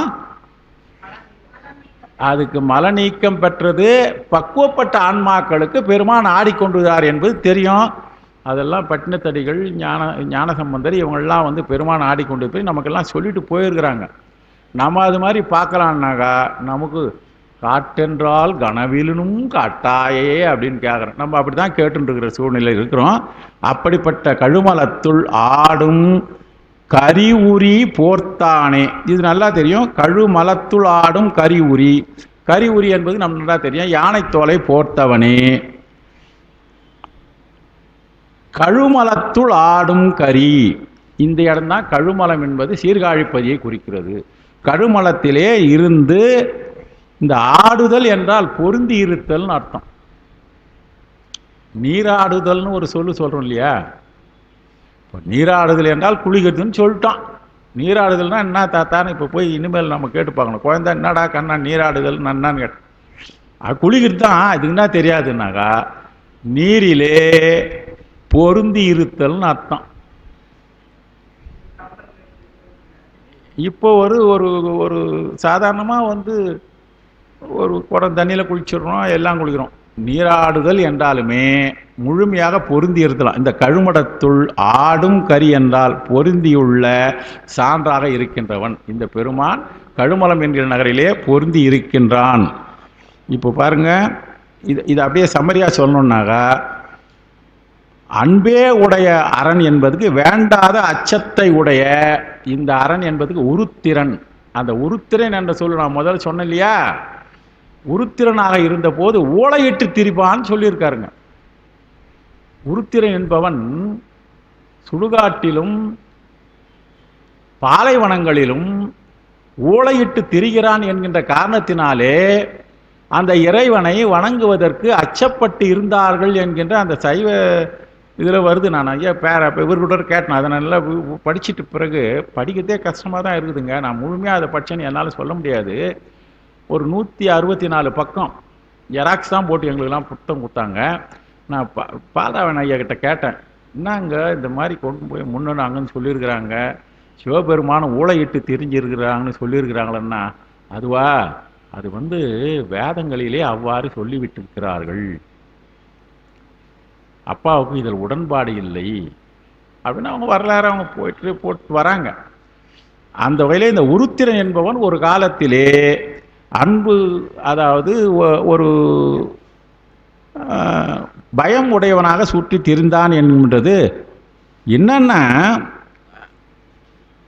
வேண்டாத அச்சம்னா அப்படின்னா இந்த இடத்துல வேண்டாத அச்சம்னு ஒரு சொல்லிட்டு இருக்காரு. அது ஒரு நிறுவனம் இல்லையா? சொல்றவர் யாரு? அருணையாரு. என்ன நிறுவுறாரு? கொடுமையானதலை உணராமையால் கொள்கின்ற அச்சம். கொடுமையானதை உணராமையால் கொள்கின்ற அச்சம் இது உயிர்கள் பால் இருக்கின்றது. இப்போ நம்மகிட்டலாம் நிறைய இருக்குது. எங்கிட்ட இருக்குதுப்பா, உங்ககிட்டலாம் இல்லாத இருக்கலாம். ஏன்னா கேட்டல் உடையார் பெரியார், கற்றல் உடையார் பெரியார்னு சொல்லலை. அதனால் நீங்கள் உங்ககிட்ட கொடுமை இல்லாத இருக்கலாம். ஆக கொடுமையானது கொள்கின்ற அச்சம் இது உயிர்கள் பால் இருக்கின்றது. அப்போ உயிர் கூட்டம் தான் அந்த உருத்திரனை அவர் கொண்டார்கள். ஆரம்பத்தில் உருத்திரனை உயிர்கூட்டமாகத்தான் கருதி கொண்டு இருக்கிறார்கள். அது சித்தாந்தத்தில் ஓரளவு அதை சில இடங்களிலே ஏற்றுக்கொள்கிறார்கள். அடுத்தது, நெருங்கக்கூடாத வலியை பேய்களை சுற்றிலும் கொண்ட சுடுகாட்டில் ஆடுபவன். நமக்கு நல்லா தெரியும். ரெண்டாவது, அன்பே உடைய அனலாளி என்றால் வலிய பேய்களை, அன் என்றால் விரும்பத்தகாத பேய்களை சுற்றி வைத்து கொண்டிருக்கின்ற அனலிலே ஆடுகின்றவன். அடுத்தது, அன்பே நிறைந்துள்ள உள்ளங்களில் நடனம் புரிகின்றார். இந்த அன்பே என்பதற்கு எத்தனை செய்தி வந்துருக்கு பாருங்க. நெருங்கக்கூடாத பேய்கள், தேவைப்படாத அச்சம், அன்பே நிறைந்த உள்ளங்கள், இவ்வளவு இருக்கிற பெருமாளே கடைசியில் கழுமலத்துள் பொருந்தியுள்ள சான்று, இவைக்கெல்லாம் சான்றாக கழுமலம் என்ற நகரிலே பெருமான் பொருந்தி இருக்கின்றான். அனைத்திற்கும் சான்றுன்னு ஒரு சொல்றாங்க இங்க. ஏன் அனைத்திற்கும் சான்று என்றால், அரணும் அனலாடியும் கரியுரி போர்த்தானும் ஆகிய அவனே சான்று. இவருக்கு எல்லாவற்றிற்கும் சான்றாக இருப்பவன் இறைவனே என்பதே கருணை. கழுமலத்தில் ஆடும் கரி என சிறப்பித்து கூடினார். கழுமலத்தில் சிறப்பாக சொல்லியிருக்கிறாருன்னாக்க ஞான சம்பந்தருக்கு உரிமையுடையதாக இருந்த பகுதி சிவா.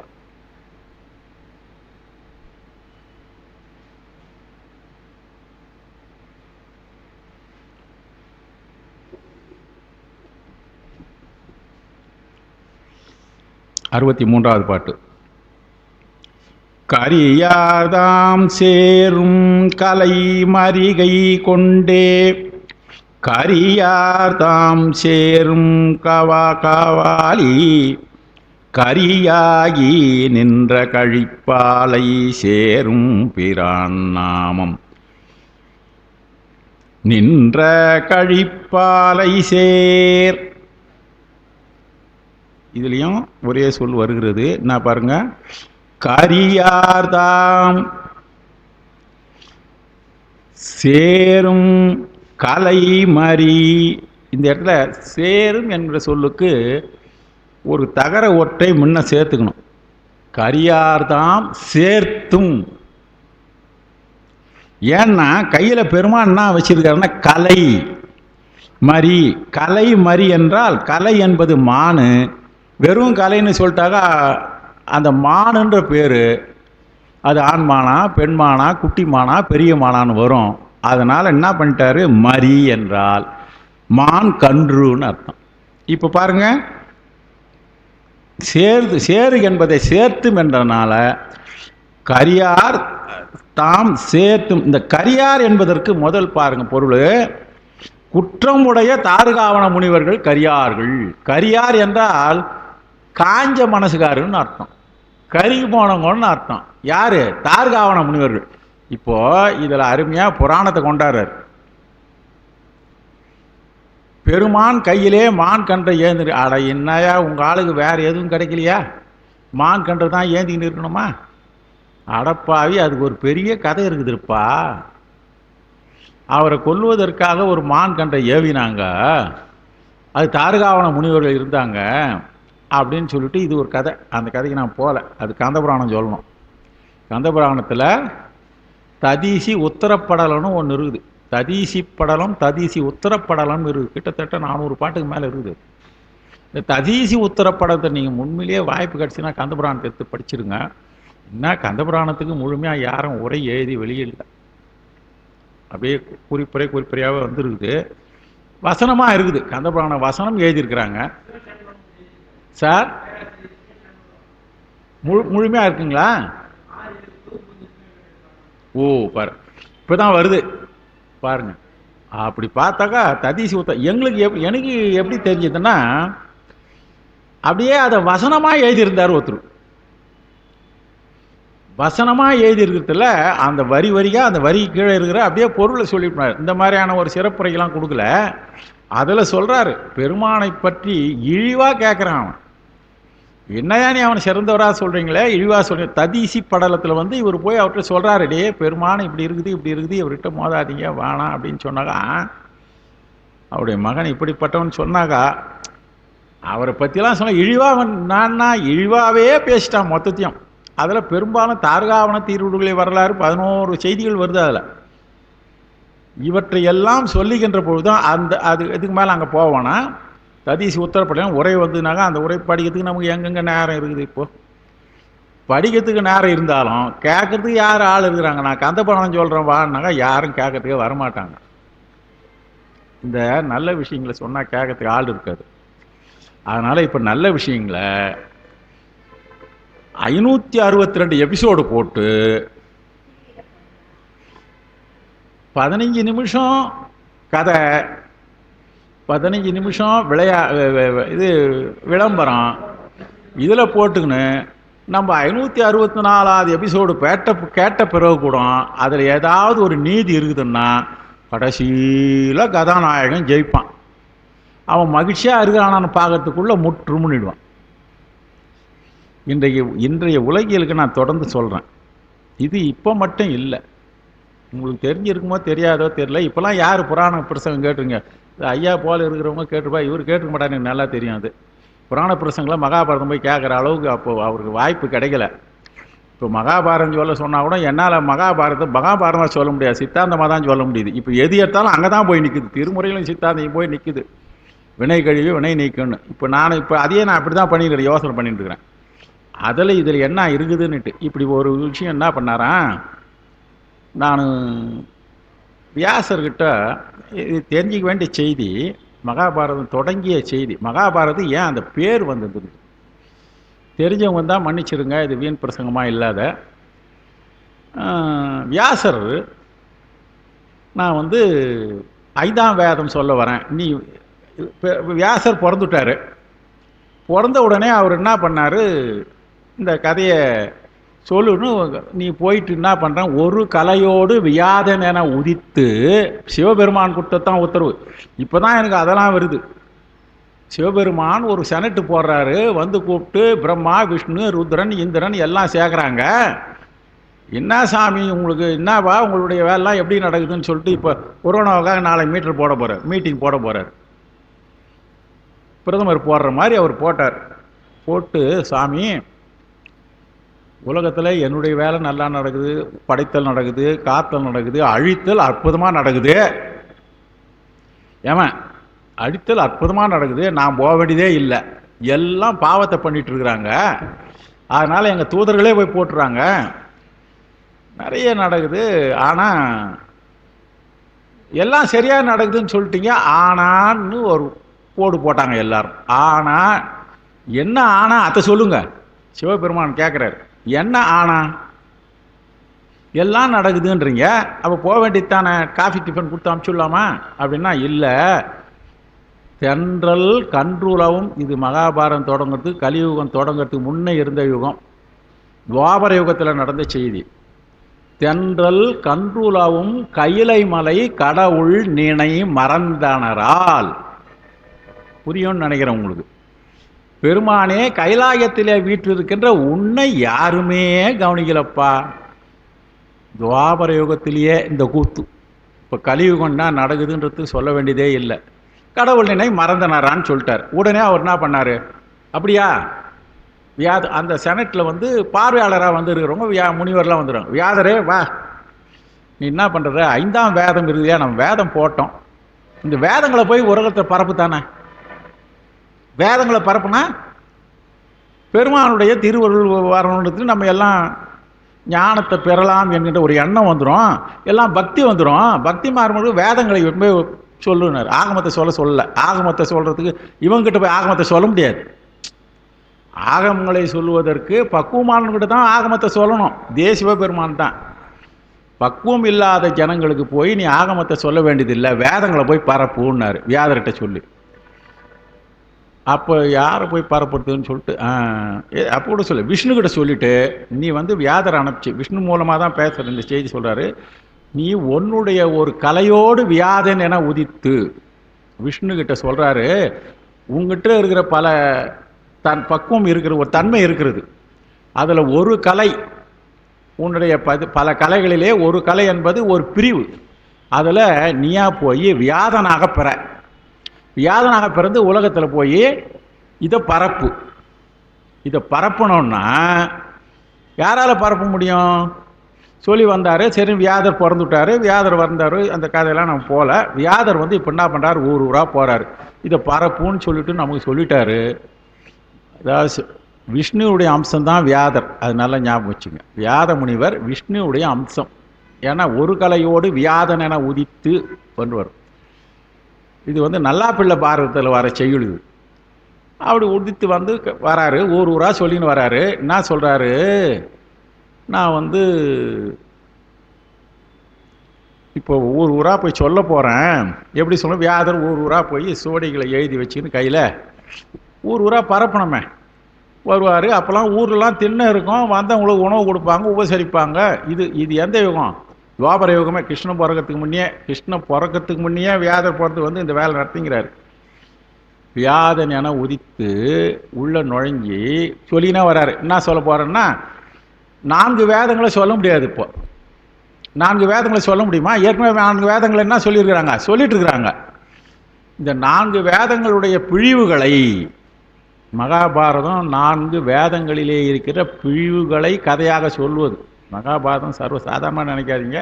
நம்ம அந்த நோக்கத்தோடு பார்க்கல. 10 நாளில் முடிச்சுடுறியா, 15 நாளில் முடிச்சு, 18 நாள், அப்போலாம் 10 நாள் 18 நாள், அதில் 3 நாள் கூத்து, 10 நாள் கூத்து வருவாங்கன்னா, அப்போலாம் 5 நாள் 5 மணி நேரம் டெய்லி வந்து 6 ஹவர்ஸ் கூட இருக்கும். 1 மணிக்கு உட்கார்ந்தோம்னாக்கா மணி 6 மணி வரைக்கும் சொல்லிட்டு இருப்பாங்க. இப்போலாம் 2.5 மணி நேரம் தான் சொற்பொழிவு. இப்போ முத்துகணேசன்லாம் பண்ணுறாரு 2.5 மணி நேரத்துக்கு மேலே அதுக்கே கேட்கறதுக்கு ஆள் இல்லை. நான் சொல்கிறது தயாராக இருந்தால் கூட, என்னப்பா முத்துகணேசா, இந்த பாரதத்து உங்கள் அப்பா தயார் உட்காந்து அவங்கவுங்க உட்காந்து கிடப்பாங்க, வெத்தலை பாக்கு போட்டுக்கணும், மூஞ்சிக்கின்னு உட்காந்து இருப்பாங்க. நீ அப்படிலாம் சொன்ன, இப்போ யார் வாத்தியார அதுக்கு இருக்கிறாங்க, அதெல்லாம் நீ மறந்துடு. இப்போ அவங்க ஏற்று போடுறாங்கன்றான். ஆக இவர் சொல்கிறாரு, பாரதத்தை சொல்ல வர்றாரு. என்னான்னு சொல்லி வர்றாரு, 5ஆம் வேதம் ஆகிட்டார். அதை மகாபாரதம், அதாவது மகாபாரதம் என்பது 5வது வேதம். இதை சொல்லிக்கினே வர்றாரு. ஊர் ஊராக வராரு. ஊர் ஊராக வந்து நான் சொல்கிறேங்க, என்னான்னு சொல்லிக்கினே வர்றாரு. 5ஆம் வேதம் சொல்கிறேன், யாருன்னா கேட்குறீங்களா? யோ, உனக்கு வேறு வேலை இல்லை, போப்பா. இல்லைப்பா, சாயந்தரம் ஒரு 2 மணி நேரம் வந்து உட்காருங்க, நான் சொல்கிறேன். அதெல்லாம் முடியாது, போங்கன்னார். இப்படியே சொல்லிக்கினே வராரு. நான் எதுக்கு சொல்ல வரேன்னா, எபிசோடு கதையை தான் சொல்ல வரேன். இந்த 5ஆம் வேதம்னு சொல்கிறதுக்கு கேட்க மாட்டேன்னு சொல்லிக்கினே இருக்கிறாரு. இவர் பல உலகத்தில் பல நாட்களாக சுற்றுறாரு, ஊர் ஊராக போகிறாரு. யாரும் கேட்க மாட்டாங்க. போ, நான் எங்கள் ஊரில் சொல்லிங்கிறேன், எப்பா அந்த அண்ணா சிலையாண்ட உட்காந்துக்கிறீங்க, மெயின் ரோடில் கோயில் வந்து உட்காந்துக்கிறீங்க, எங்கே படிக்கட்டில் ஆள் இல்லாதுக்கிறாங்களோ அங்கே உட்காந்துக்கிறாங்க, வீண் கதையை தான் பேசிங்கிறாங்க. நான் சொல்லுவேன், திருவாலீஸ்வரர் கோயிலுக்கு வாங்க, அந்த இடத்துல நான் ஏதாவது சொல்லுவேன்னாக்கா அதை யார் கேட்பான்னு.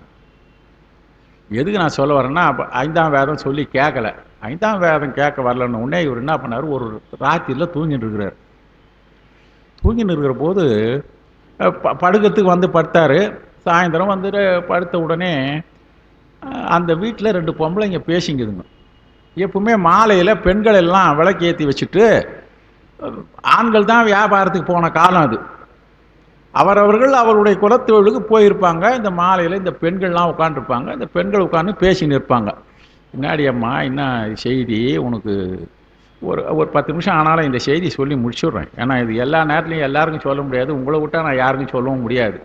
தெரிஞ்சவங்களா இருந்தாக்கா விட்டுடுங்க. இதை என்ன பண்ணார், இப்போ எங்கள் வீட்டுக்காரமாவே நீங்கள் பாட்டுக்கு போங்கன்றாங்க. பாருங்க, அவங்களுக்கே கேட்க பிடிக்கல. அதனால் இந்த 5ஆம் வேதத்தை நான் சொல்கிறேன்னு சொன்ன உடனே அவர் படுத்துங்கிறாரு. பல ஆண்டுகளாக சுற்றுறாரு, யாரும் கேட்கல. உள்ள அப்படியே வந்து மாலையில் படுத்து ஓய்வாக இருந்துக்கிறாரு. சோடிகளை, அப்போல்லாம் சோடி தான், புத்தகம் கிடையாது, தலையில் வச்சுக்கின்னு படுத்துன்னு இருக்காரு. அந்த 2 பொம்பளைங்க உட்காந்து பேசிக்கிறாங்க.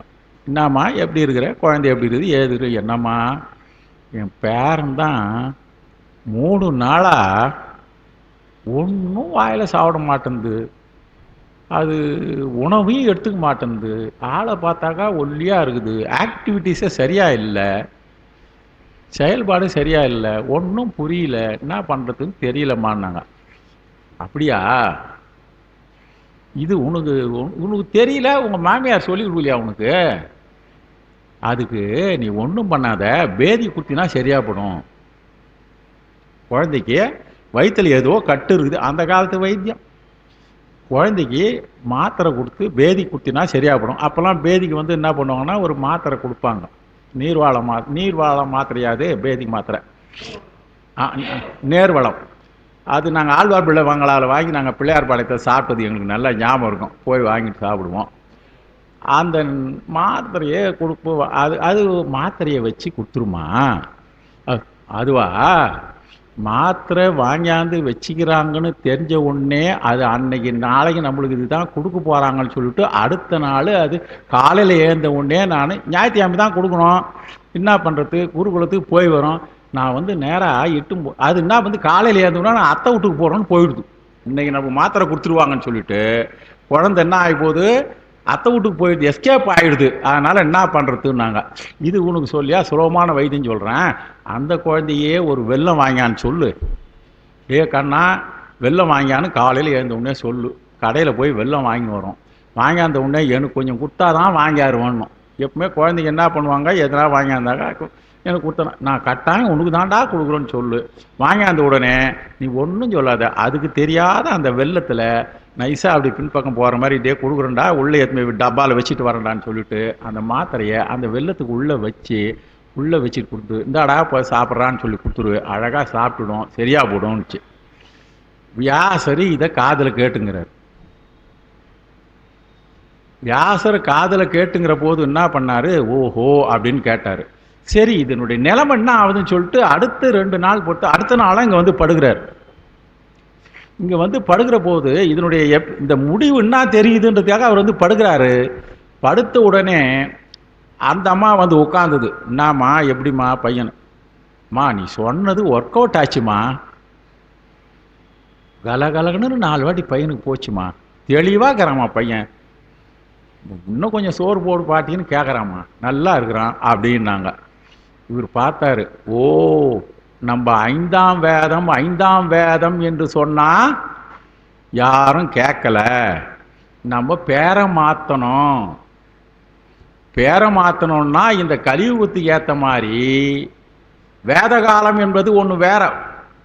அந்த வேத காலத்தில் இருந்தவங்களுக்கு வேதத்துக்கு மரியாதை இருந்தது. இப்போ பேரை மாற்றணும்னு சொல்லிட்டு இவர் மாற்றி என்ன பண்ணார், மகாபாரதம்னு பேர் வச்சு மகாபாரதம் சொல்கிறேன்னு கேட்குறீங்களான்னா எங்கள் ஊருக்கு எப்போ வரீங்க, உங்கள் ஊருக்கு எப்போ வரீங்கன்னா. பேரில் எவ்வளோ விஷயம் இருக்குது பார்த்தீங்களா? பேரில் தான் விஷயம் இருக்குது. இன்றைக்கி இருக்கிற விளம்பரத்தெல்லாம் பாருங்கள், கவர்ச்சியான பேருங்களை வச்சு தான் இருக்கிறாங்க. அதுபோல் நல்ல செய்திகளை ஒரு நூல்களுக்குள்ளே வைத்து சொல்லுகின்றது. எதுக்கு சொல்ல வரேன்னா, அப்போ நல்ல விஷயங்களை சொல்கிற போது இந்த மாதிரி இந்த மாதிரி ஒரு சின்ன 2 கிளை கதைகளை சொல்லிக்கினே இருக்கிறது எங்களுடைய தத்துவம். அந்த காலத்தில் மகாபாரத காலத்திலேருந்து வர்றது தான். கிளை கதைகள் கேட்கறதுக்கே ரொம்ப பேர் வருவாங்க. வாரியார் கதையில் வந்து கதையை விட அவர் என்ன பண்ண அப்படியே சொல்லி 55 நிமிஷம் பேசிட்டே வருவார். இப்படியாகத்தானே பெருமானுடைய திருவருளாலே வெகு விமரிசையாக நடந்தேறியது அப்படின்னு முடிப்பார். எது நான் அதனால் லேஸ் பண்ணணும்னு நினைக்காதீங்க. ஆகையினால செய்தியை சுருக்கமாக சொல்ல விஷயங்களே அதான் அந்த காலத்திலே இருந்து இப்போ நம்ம அப்படி தான் வாழ்ந்து கொண்டு இருக்கிறோம். நல்ல விஷயங்களை பேர் மாற்றி இப்போ பார்த்தீங்கன்னா, நான் இன்றைக்கி ஒரு மருந்து சீட்டில் பார்த்தேன், மருந்து ஷாப்லேருந்து வாங்கியான்னு பார்த்தேன். அந்த மருந்தினுடைய உள்ள இருக்கிற காம்பினேஷன் ஒன்று தான் பேஸு. ஆனால் அந்த கம்பெனியை அதுக்கு பேர் வேறு வச்சிருக்கிறான். மெடிக்கல் டிபார்ட்மெண்ட், மெடிக்கல் துறையில் இருக்கிறவங்களுக்கு தெரியும். அதனுடைய காம்பினேஷன் என்பது ஒரே இது தான் இருக்கும், அந்த மருந்தினுடைய இது. ஆனால் அதை என்ன பண்ணுவான், ஒவ்வொரு கம்பெனி ஒரு பேரில் வச்சு இதில் இது இத்தனை பர்சன்டேஜ் இருக்கிறான்னு சொல்லுவான். அது மாதிரியான உலகத்தில் நான் வாழ்ந்து கொண்டு இருக்கிறோம். அது மாதிரி நம்முடைய தத்துவம் இதெல்லாம் இருக்குது இல்லைங்களா. மருத்துவத்திலே கூட இயற்கை மருத்துவத்தில் இருப்பதெல்லாம் கூட பெயரை மாற்றி வைத்து கொண்டு தான் இருக்கிறார்கள். ஆகையினால் அந்த பெயருக்கு இருக்கிறது. அதுபோல் இந்த தார்காவனத்து இருடிகள் கரியார்னு பேர் அவங்களுக்கு சொன்னாங்க. ஏன் அவங்கள கரியார் என்றால், கரிந்து போதல் என்றால் குற்றம்னு அர்த்தம். சரியான கருப்பு ஆளியாவாங்க. கருப்பு ஆடுன்னு சொல்லுவான் பார்த்தீங்களா, மந்தை ஆடில் சில கருப்பு ஆடுகள் இருக்கும். இப்போ கருப்பாடுகள் இல்லாத மந்தையை பார்க்கறதே கஷ்டமாக இருக்குது, இந்த கலியுகத்தில் இருக்குது. ஆகையினால கரியார் தாம் சேரும் என்றால் குற்றமுடைய தாருகாவன முனிவர் தாம். இந்த சேரும் என்றால் சேர்த்தியன்னு பேர். அவர்களால் பெருமானுக்கு எதிராக ஏவப்பட்ட, அவர்களால் அனுப்பப்பட்ட தாருகாவனத்து இருடிகளால் பெருமானுக்கு இடையூறு செய்ய வேண்டும் என்று எண்ணி அனுப்பி வைக்கப்பட்ட கலை மறி, அது நான் சொல்லிட்டேன், மான் கன்றை கையில் கொண்டு அது என்ன பண்ணாராம், வா வந்தியா, வா எங்கிட்ட போய் இருந்துட்டு போ, ஆசைப்பட்டு வந்துட்ட, அமிச்சவன் மேலே தப்பு இல்லை, அவன் என்னமோ சொல்லி உன்னை அமுச்சுட்டான், நீ எங்கிட்ட வந்துட்ட பிறகு பத்திரமா இருந்துக்கோ. இப்போ அது எவ்வளோ மரியாதை ஆகி போச்சு. மான் கண்டை சூடியவனே, மான் கண்ணியை கையில் உடையவனே, தேவாரத்தில் பல இடங்களிலே சொல்லுது. பெருமான் சேரியோட நல்ல இடமா மாட்டிச்சது, வேற ஒன்றும் இல்லை. அடுத்தது கரியார் பார்ப்பன். கரியார் தாம் சேரும் கவாலி. இங்க கரியார் என்பதற்கு சான்றானவர், சான்றோர்கள்னு பேர். இந்த பெருமாண்டத்தில் யார் சேருவாங்கள் என்றால் கரியார். அவர்கள கரியார்னா சான்றானவர்னு பேர். இந்த கரி என்பதற்கு சான்று. இப்போ பெரியார்கள் இது இருக்கும். திருவள்ளுவர் கூட ஞாலம் கரின்னு ஒரு இடம் வரும், அது பின் கரி, அதுவும் சரி, அது தேவாரத்திலே நீங்கள் வந்துட்டீங்க. கரி என்பது சான்றாக. இங்கே கரியார் தாம் சேரும் கவாலி. இந்த கரி என்பதற்கு சான்றாக, சான்றோர்கள் தாமாக ஆய்ந்து சேருகின்ற கவாலி என்பது பெருமான் கபாலத்தை கையில் ஏந்தினால் அவர் கபாலி என்று பேரு. கரியாகி, இந்த கரிகம் வந்து சான்றாகின்னு தான் அர்த்தம். இது இந்த கரிகம் சான்று தான். இந்த கரி வந்து சான்றோர். கடைசியில் இருக்கிற மூன்றாவது கரி வந்து சான்றாகி நின்ற, பெருமான் சான்றாகி நின்ற கழிப்பாலை. கழிப்பாலை சேரும் என்றால், கழிப்பாலை என்பது திருக்கழிப்பாலை, சோழ நாட்டுத்தலம். கழிப்பாலை சேரும் பிரான் நாமம், கழிப்பாலையிலே சேருகின்ற பிரான் நாமம். இப்போ கழிப்பாலை என்பது ஊர் பேர் வந்துடுச்சு. அங்கே இருக்கிற பிரானுடைய நாமம், அவன் பிரான் நாமம் நின்ற கழிப்பாலை சேர். இன்னொரு கழிப்பாலை வருகின்றதுக்கு என்ன பொருள் பார்த்தா, கழிப்பால் ஐ. இந்த கழிப்பாலை எப்படி பிரிச்சுக்கணும், கழிப்பால் ஐ குற்றங்களை நீக்கும் பான்மை. இந்த கழிப்பால் ஐ என்பது கழிப்பால் ஐ என்று பிரித்து குற்றங்களை நீக்கும் பான்மை என்பதும் நெஞ்சே நீ சேர்வாயாக. ஆக கழிப்பாலையிலே இருக்கின்ற பெருமான் தான் சான்றாக இருக்கிறான். அவனிடத்தில் நீ போனோம், ஏன் நீ அங்கே போனால் என்ன கிடைக்குன்னாக்கா, அந்த பெருமான் தான் கழிப்பால் ஐ என்றால் குற்றங்களை, உன்னிடத்திலே இருக்கிற குற்றங்களை நீக்குகின்ற தன்மை உடையவன்.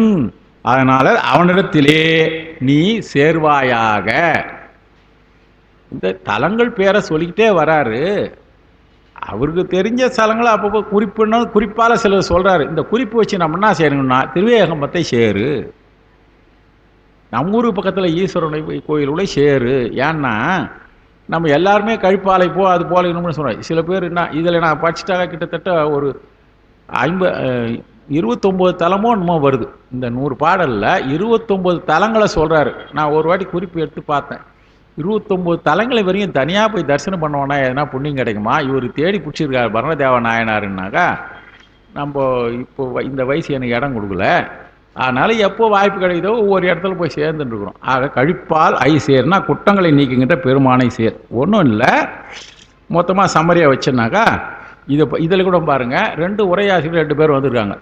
நான் சொன்ன பிரகாரம் கணக்கு பண்ணி பார்த்தாக்கா, குற்றம் உடைய தாருகாவனத்து முனிவரால் அனுப்பி வைக்கப்பட்ட மான் கன்றை கையில் உள்ளவரும், சான்றோர்கள் விரும்பி சேருகின்ற தலை ஏந்தியவர். கபாலி என்றால் கபாலத்தை கையில் ஏந்தியவரும் சான்றாக கழிப்பாலை என்னும் சோழ நாட்டு தலத்தில் வீற்றிருப்பவனது.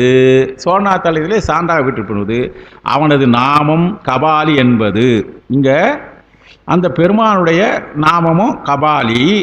அவரு உன்னிடத்திலே உள்ள குற்றங்களை நீக்கும் பான்மையால் நின்ற இறைவன். அவர் என்ன பண்றாரு? நம்மிடத்திலே இருக்கிற குற்றங்களை நீக்குகின்ற பான்மையா இருக்கிறார். முதல் பாடமே இன்னைக்கு தொடங்கின பாட்டில் என்னிடத்திலே இருக்கின்ற நீ என்னை திருவடி கொடுக்கணும்னா என்ன பண்ணணும்? எங்கிட்ட இருக்கிற மரங்களை எல்லாம் நீ நீக்கணும். அதனால அதே செய்தி தான் இங்கே மீண்டும் மீண்டும் சொல்லி வர்றாரு.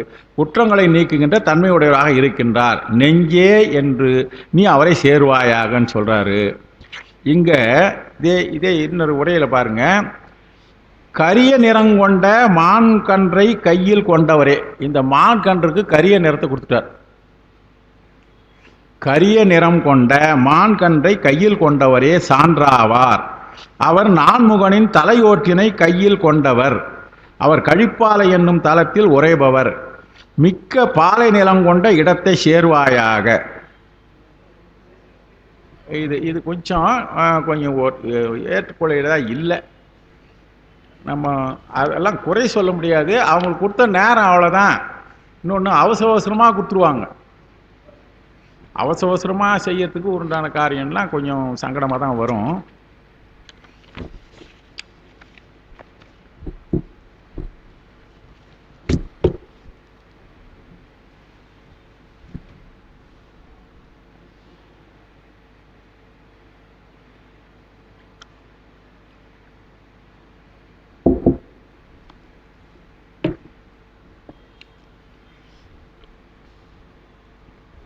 சேரும் சொன்னார் இல்லையா அந்தாதி அவர்.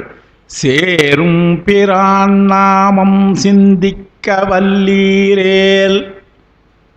சேரும் பிரான் நாமம் சிந்திக்க சேரும் மலையான் மகளை மகிழ்ந்து ஆரூர் நின்றான். மலையான் மகளை மணந்து மன்னிக்கணும், நான் தான் தவறாக படிச்சிட்டேன். மலையான் மகள்னு உடனே மணந்துன்னு சொல்லிட்டேன். மகள் வந்த உடனே மணால் ஆக்கிட்டவரை மலையான் மகளை மகிழ்ந்து பார்க்கலாம். சேரும் பிரான் நாமம் சிந்திக்க வல்லீரேல். பெருமானுடைய நாமத்தை சிந்திக்க வேண்டும். சிந்திக்க வேண்டிய நாமமும் ஒன்று தான்,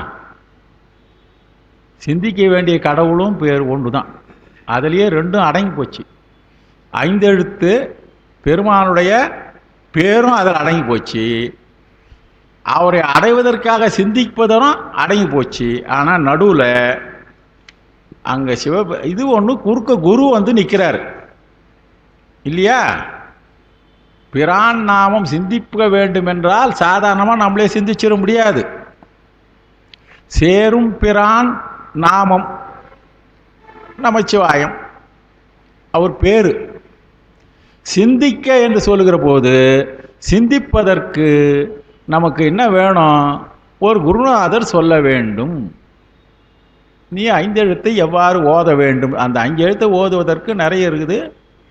கொடிக்கவியில் சொல்ல போனால் 5 எழுத்தும் 8 எழுத்தும் அது பாட்டுக்கு வரிசையாக சொல்லிகிட்டே வருவாருங்க.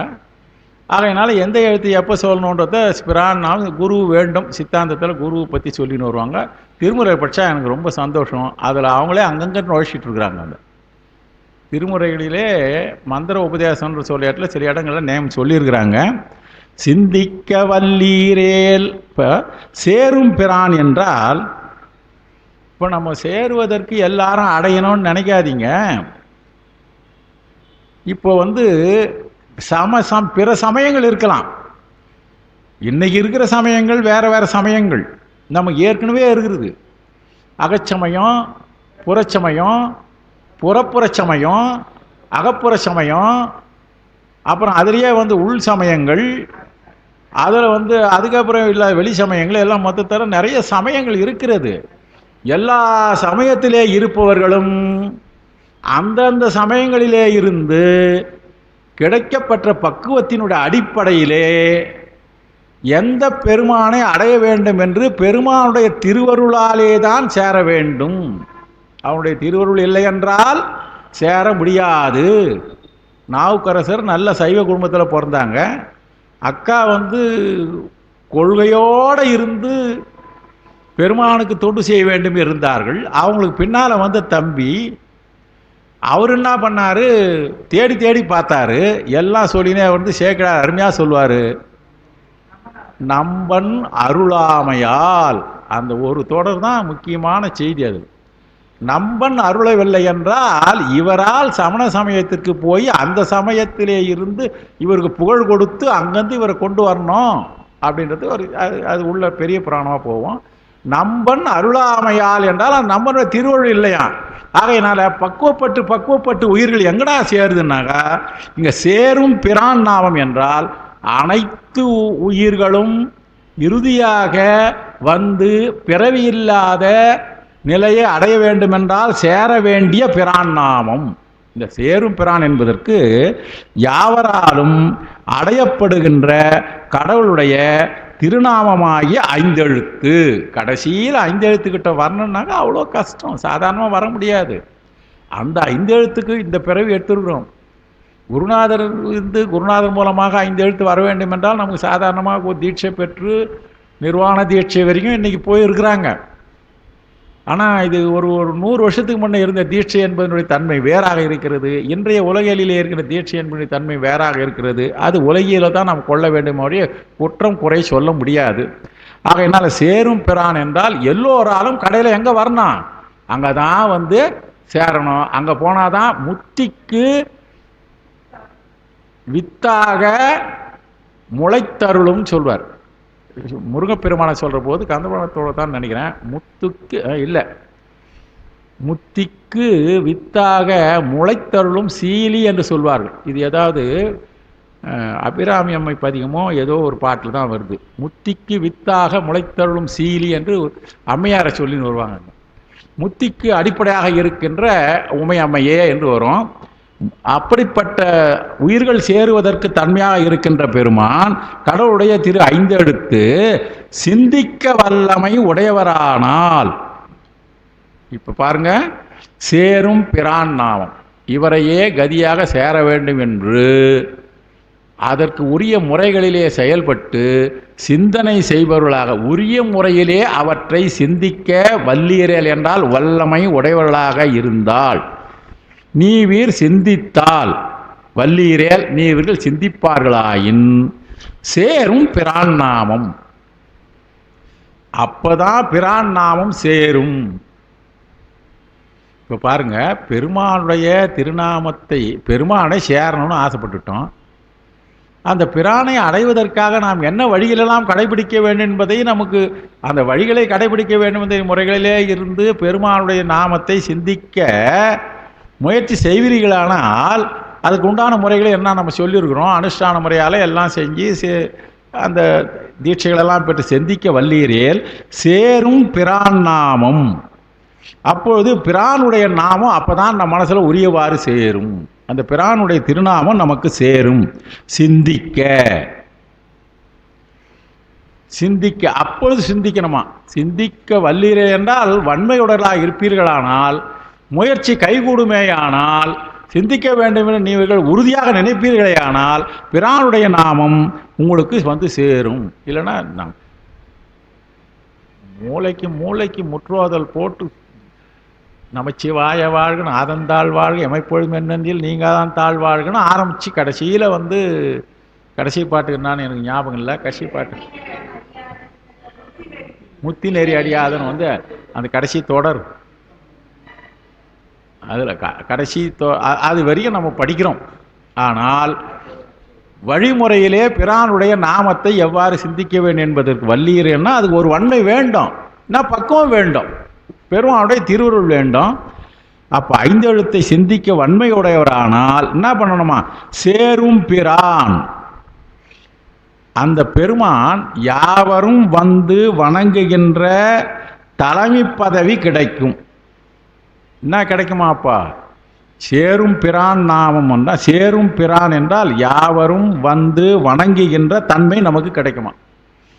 பெருமாளுடைய திருவடி பேர் நமக்கு கிடைத்துவிட்டால், அந்த சிந்தனை செய்கின்ற வன்மை கிடைத்துவிட்டால் எல்லோரும் வணக்கம் சொல்வார்கள். அனைவரும் வந்து வணங்குகின்ற ஒரு தன்மை கிடக்கும். நான் ஒரு 10 வருஷம் ஆகிட்டுருக்கோம். அவரும் ரிட்டையர்ட் ஆகிட்டார். ஹெட்மாஸ்டர் தான் ரிட்டையர்ட் ஆனார். அவர் வந்து டெல்லி ரிட்டர்ன். அவர் தான் சொல்லுவார். மேத்ஸ் மாஸ்டர் தான். பேர் ஞாபகம் இல்லை எனக்கு. மோகன சுந்தரம்னு பேர் வரும்னு நினைக்கிறேன். ஹெட்மாஸ்டர் அந்த ரிட்டையர்ட் ஆனார். அவரும் நின்றுங்கிறார் பஸ் ஸ்டாப்பில், நானும் நிற்கிறேன் பஸ் ஸ்டாப்பில். 2 பேரும் என்ன எல்லாரும் எனக்கு இப்போ எல்லாம் வந்து சார் வணக்கம் சார் வணக்கம் சார். நான் நாயக்கன்பேட்டில் ஒர்க் பண்ணிக்கிறேன். அவர் நாயக்கன்பேட்டில் இருந்து ப்ரொமோஷன் ஆகி ஹெட்மாஸ்டராக போயிருக்கிறாரு. எங்கள் ஊர் மரும்புள்ள நின்றுன்னு பேசிகிட்டே இருக்காரு. நாங்கள் 2 பேரும் பஸ் ஸ்டாப்பில் நின்றுட்டுருக்குறோம். சார் எல்லாம் வணக்கம் வணக்கம் சொல்லிக்கினே போகிறாங்க என்னை பார்த்துட்டு. அவர் என்ன சொல்கிறாரு, சார் நீங்கள் என்ன ஒர்க் பண்ணுறீங்க அப்படின்னு கேட்டார். நான் செகண்ட் இயராக தாங்க ஒர்க் பண்ணுறேன். நான் அப்போ பிடியாக வரல, தமிழ் ஆசிரியராக வரல. நான் இடைநிலை ஆசிரியர் தாங்க ஒர்க் பண்ணுறேன். இல்லை எல்லாம் உங்களுக்கு வணக்கம் சொல்லினே போகிறத பார்த்தாக்கா எனக்கு நீங்கள் பிஜியாக இருப்பீங்களோன்னு நினச்சேன் அப்படின்னாரு. நான் பிஜி இல்லை சார், இதோ எங்கள் அப்பா காலத்தில் கொஞ்சம் தமிழ் கடிச்சுருக்கிறேன் அப்படின்னேன்.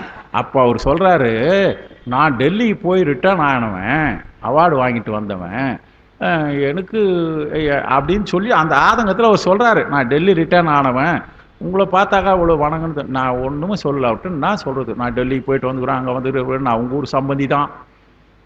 எங்கள் மாமனார் எனக்கு சொத்தை கொடுக்காத போட்டார் என் பொண்ணுக்கு. உடனே கதை ஆரம்பிச்சிட்டாரு. நான் இந்த ஊர் சான் சொன்னோடனே எங்கள் மாமனார் எனக்கு சொத்தை கொடுக்காத போயிட்டாரு, நான் விடுவேனா கேஸ் போட்டுக்கிறேன்னாரு. அப்போ தான் எனக்கு பிடிச்சிது. ஒன்றும் சொல்லலை. அதை எங்க நான் தாங்க சொல்கிறது, வணங்குறவன் என்னை பார்த்தா வணங்கணும்னு தோச்சி வணங்கிட்டு போகிறான், உங்களை பார்த்தா வணங்காத இருக்குது. இதில் நம்மக்கிட்ட என்ன இருக்குதுங்க, அவங்கள பொறுத்து இருக்குதுன்னு நான் வேறு ஒன்றும் சொல்ல முடியாது இல்லையா. ஏன்னா அவங்களாம் ஹெட்மாஸ்டராக இருந்தவர். அப்போ நான் பேப்பர் வேல்யூவேஷனில் போனாக்கா பிடிச்சி தீட்டிட்டேன். என்ன பண்ணுறது, நான் செகண்ட் கிரேடாக தான் இருந்து அப்புறமா பின்னால் எப்படியும் ப்ரமோஷனில் வந்து வரும்போது நான் எதுக்கு சொல்ல வரேன்னா, வணங்க வேண்டும் என்று ஒரு தன்மை வர வேண்டும். அந்த வணங்க வேண்டிய தன்மை யாரால் கிடைக்கும்? அது பெருமாளுடைய திருவருள் இருந்தால் தான் வணக்கம். உங்களை பார்த்தா இப்போ என்னை பார்த்தாக்கா எல்லாரும் பெரியவரை வணக்கம் பார்த்து இறங்கன்றாங்க. அதுக்கு காரணம் தான் தெரியுமா? என்கிட்ட வேற விஷயம் ஒன்றும் இல்லை, வயசாகி போச்சு, தளர்ச்சி ஆகி போச்சுன்னு அர்த்தம். தளர்ச்சி. ஆகையினால இந்த மகிழ்ந்து உண்மை அன்பர் ஒன்றுதல் உடையார். எத்தனையாவது பாட்டு? சேரும் பிரான்னாமா, சேரும் பிரான் தானே. அப்ப சேரும் பிரான் என்றால் யாவராலும் அடையப்படும் கடவுளுடைய திருநாமமாய் 5 எழுத்தை சிந்திக்க வல்லமை உடையவரானால், சேரும் பிரான் என்றால் யாவரும் வந்து வணங்குகின்ற தன்மையை சேரும். 63 நாயன்மார்களை மனசில் வச்சுங்க. அவர்கள் என்ன பண்ணாங்க? சிந்திப்ப வேண்டிய முறைப்படி நின்று பெருமானுடைய 5 எழுத்தை சிந்தித்து கொண்டே இருந்த காரணத்தினாலே, சேர வேண்டிய இடத்தில் சேர்ந்ததனாலே அவர்கள் பெருமானுடைய திருவடியை சேர முடியும். சேர வேண்டிய சேர்க்க சரியா இருந்தாக சேர வேண்டிய கடைசியாக சேர வேண்டிய இடத்தை சேரும் பிரான்.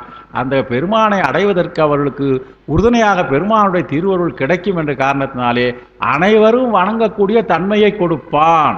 இது பெரிய விஷயம் இல்லையா? அனைவரும் வணங்கக்கூடிய தன்மையை கொடுப்பான்.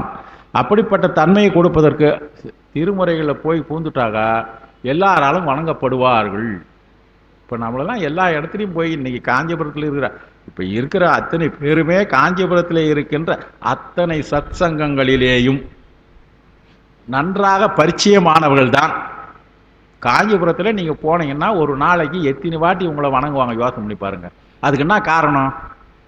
என்னை வணங்கினா பார்த்தியா, நான் போட்டு வந்துக்கிற சட்டை அப்படிட்டா நான் சொல்கிறேன். நம்ப பெருமான் திருவருள் கடவுள் அந்த நினைக்கிறோம் இல்லையா, அப்போ கூட போட முடியாது. ஆகையினால தான் சொல்றது, பெருமானை வணங்க வல்லமை உடையறானால் என்ன சேருவான்? அந்த சேரும் என்றால் யாவரும் நினைக்கும்படி சேருமா. இந்த மலையாள் மகளை மகிழ்ந்து ஆரூர் நின்றான். மலையாள் என்பதுக்கு நல்ல தெரிஞ்ச பொருள். உமையம்மையினுடைய மகளை, உமையம்மன்னா மலையான் மகள். இந்த மலையான் மகள் என்பதற்கு 2 மலையான் மகளுக்கும் சாமிக்கு இவர் வித்தியாசமே பார்க்கக்கூடாதுப்பா. ஒன்று கங்கை, இன்னொன்று உமையம்மை. உமையம்மை மலையரையனுடைய மகள். மலையான் என்பது மலையரையன் என்கின்ற அவனுடைய மகள். ஆனால் அந்த மலையான் மகளை என்று உமையம்மையினுடைய மகளை மணந்து திருவாரூரிலே நின்றான். திருவாரூரிலே நின்று இருக்கின்ற பெருமான் ஆரூர் உடையவன். அடுத்தது மலையான் மகளை மகிழ்ந்து என்றால் அந்த மலையான் என்பதற்கு இந்த கங்கை. மலையான் மகளை மகிழ்ந்து என்றால் மலையினின்றும் தோன்றும் கங்கை. இந்த மலையான் என்பதும் மலையிலிருந்து தோன்றியது கங்கை. கங்கையை மலையான் மகளாக இவர் உருவாக்குகிறார். இது ஒரு புதிய கருத்து தான். இது கங்கை மலையிலிருந்து தோன்றுதான்ட்டு யாரும் கேள்வி கேட்காதீங்க தயவு செய்து. எல்லாரும் டிவியில் பார்க்குறீங்க. நாங்கள் நேரடியாக கைலாயத்தில் போய் பார்த்தோம். ஏறக்குறைய ஒரு 5-6 நாள் முன்னையே கைலாய மலையை தரிசனம் பண்ணுறதுக்கு போயிடுவோம். 6 நாளைக்கு முன்னே தெரியுது. எங்கே அந்த இதுக்கு போகிறதுக்கு முன்னையே, தட் இஸ் நதி பிரிட்ஜு பிரம்மபுத்திரா தாண்டி போன உடனே பார்த்துக்கினே போகிறோம். அங்கே தெரியுது சாமி, அதோ மலை தெரியுது மலை தெரியுதுன்னு வாங்க. சாயந்தரம் ஆச்சுனாக்கா வெள்ளையாக தெரியும். பகலில் போனாக்கா மலையில் இருக்கிற கல்லுலாம் தெரியும். சிறிதாக நீர் வந்துட்டே இருக்கும். இப்போ அதிகமாக வந்துட்டு உத்தரகண்டில் ஒரு பகுதியை போட்டு வெள்ளாசி விட்டுட்டு வெள்ளம். இதெல்லாம் வந்து பெருமான் எப்படிலாம் செய்கிறாருலாம் பார்த்தா வேதனையாக இருந்தது. நாம் போகிற போது இதெல்லாம் எந்த சிக்கலும் இல்லாத ரொம்ப அமையாக போது. எங்களுக்கு முன்னே யாத்திரை பழைய காலத்தில் போனவங்களாம் வந்து பிரம்மபுத்திரா நதியை கடப்பதற்கு படகுல தான் போயிருக்கிறாங்க. படகா? ஆமாம், ஜீப்பில் போய் படகுல போனாங்க. போக்குவரத்து பஸ் போக்குவரத்து. ஜீப்பே வண்டியில் கொண்டு போன அளவுக்கு இப்போ படகுல போட்டு கொண்ட அளவுக்கு இந்த பிரம்மபுத்திரா. நாங்கள் போன நேரம் ரொம்ப அருமையான சொகுசான பயணம் எங்களுக்கு. இப்போ இன்னும் அதை விட நல்லா கொண்டு போயிருக்கிறாங்க. கேதாரத்துக்கு போகிற மாதிரி ஹெலிகாப்டரில் இட்டு போவாதுந்தா சரி. கேதாரம் இப்போ ரொம்ப சுலபமாக போச்சு. குதிரையில் போட்டு படாத பாடுபட்டோம். எதுக்கு சொல்ல வரேன்னா, மலையான் என்பது அப்போ இந்த இதில் போயிடுவாங்க நல்லா தெரியும். நீங்களும் டிவியில் நிறைய பார்த்துருப்பீங்க. மலையிலே இருந்து தான் வருகிறது கங்கை. அதனால் இந்த மலையான் மகளை என்கின்ற சொல்லுகிறார்கள். அவ்வாறு இங்கே என்ன சொல்கிறாரு, ஒரு குறிப்பு கொடுக்குறாரு. யாவரும் வந்து வணங்குகின்ற தலைமை பதவி கிடைக்குன்றது ஒரு உண்மை.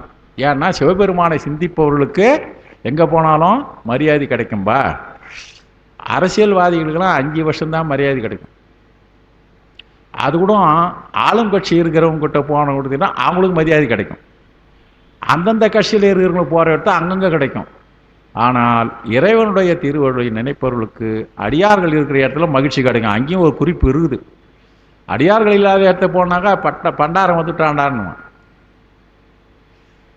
ஆகையினால இந்த பெருமான் உமை கங்கை இருவருமே மலையான் மகள் ஆயினர். இந்த ஒரு குறிப்பு நமக்கு கிடைக்குது. உமை கங்கை இருவருமே அவ்வாறு சிந்திப்பதற்கு ஒரு இப்படி அவன் எங்கார் அவ்வாறு சிந்திப்பதற்கு அவன் யாண்டு உறைவன் என்றால் எங்கே இருக்கிறார் என்றால் அந்த பெருமான் எங்கே இருக்கிறாங்கன்னு தெரிஞ்சுக்கணுன்னா ஆரூரிலே நிற்பன். திருவாரூரிலே இருந்து கொண்டு இருக்கிறான். எல்லாரும் திருவாரூருக்கு போய் வாங்க. இல்லைன்னா திருவாரூரில் இருக்கிறவங்களே திருவாரூர் வேடிக்கை நான் நினைப்பேன்.